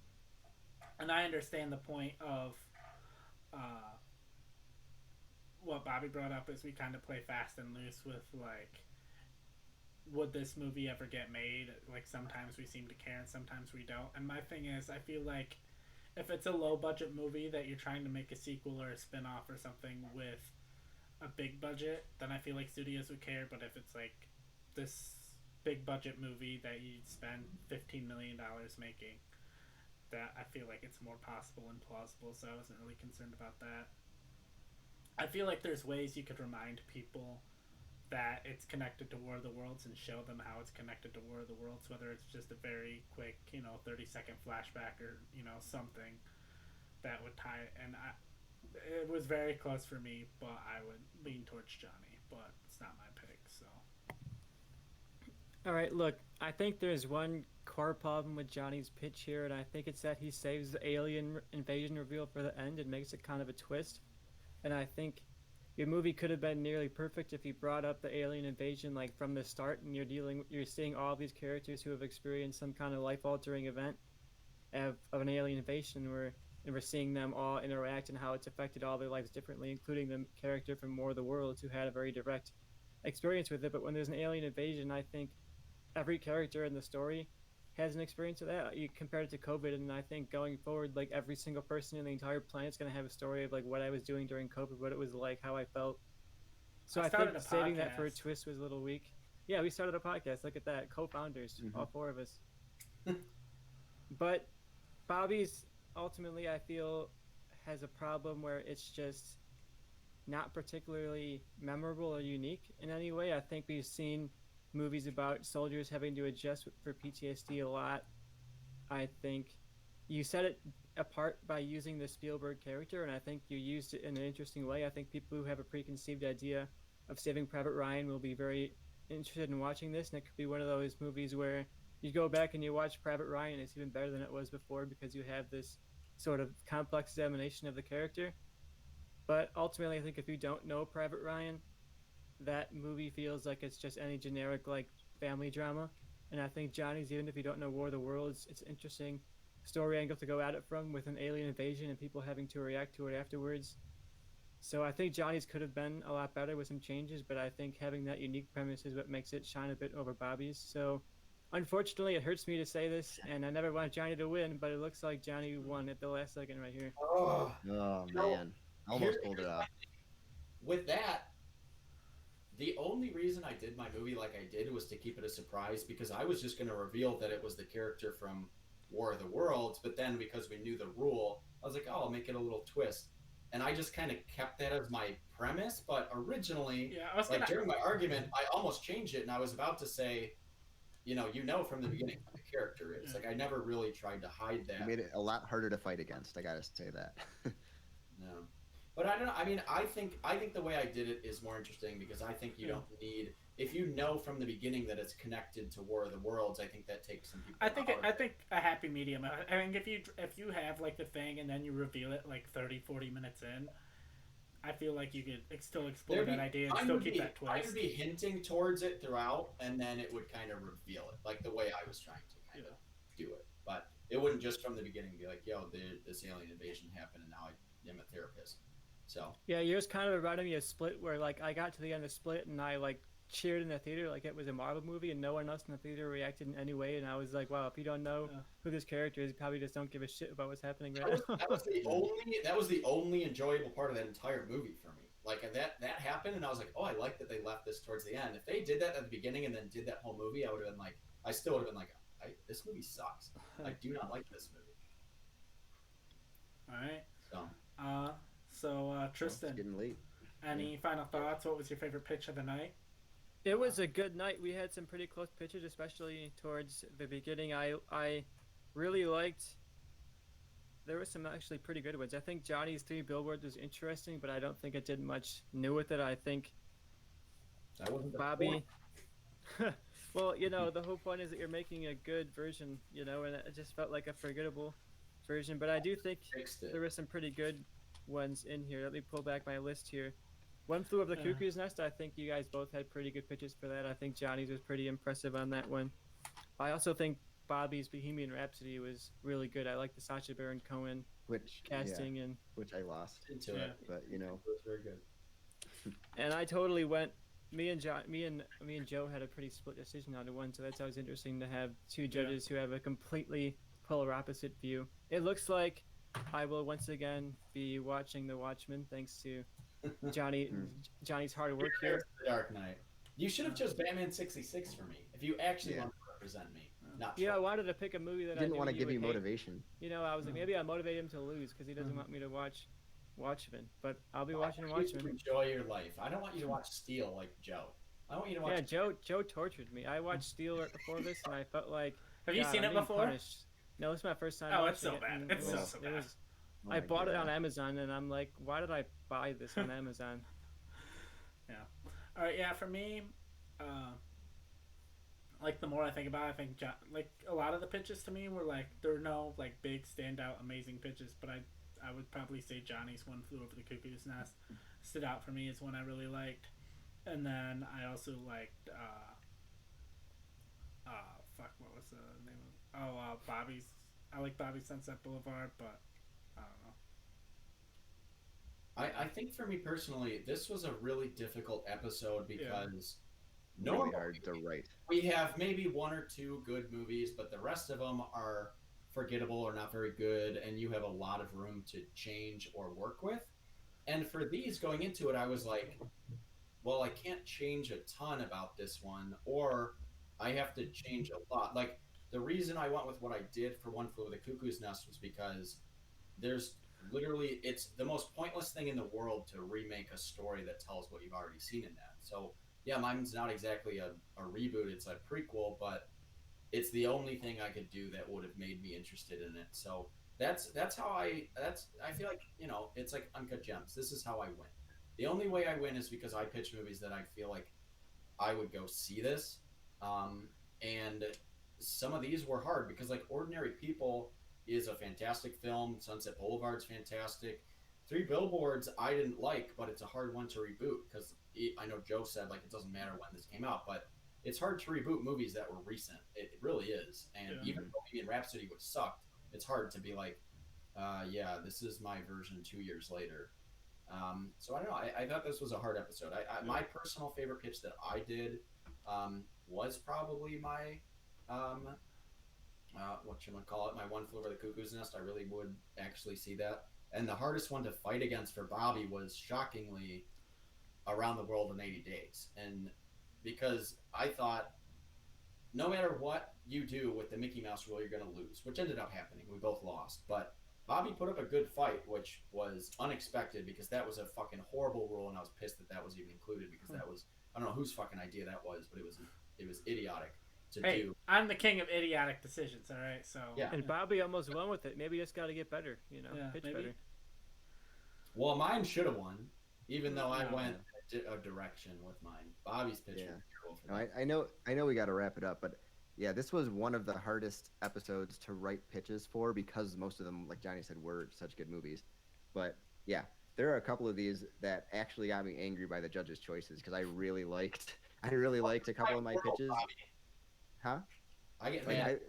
Around the World in 80 Days and Bohemian Rhapsody, I thought I beat Johnny's by quite a bit. But you know what? I got close. Welcome to my world too. It's much better. It's much better than I did last time against Johnny, for sure. And it was a close fought battle. My favorite pitch of his was the last one, Ordinary People, and I had to try to trash it. And I loved that pitch, so that was my hardest one to fight for you. Right. Because I thought that was a really creative way to do it. But yeah, fun episode. I'm glad I was closer. I got to just get one more win next time against Johnny and take him down. Yeah, and also just to clarify, let's see. I've never seen Ordinary People, Brokeback Mountain, Sunset Boulevard, or Around the World in 80 Days.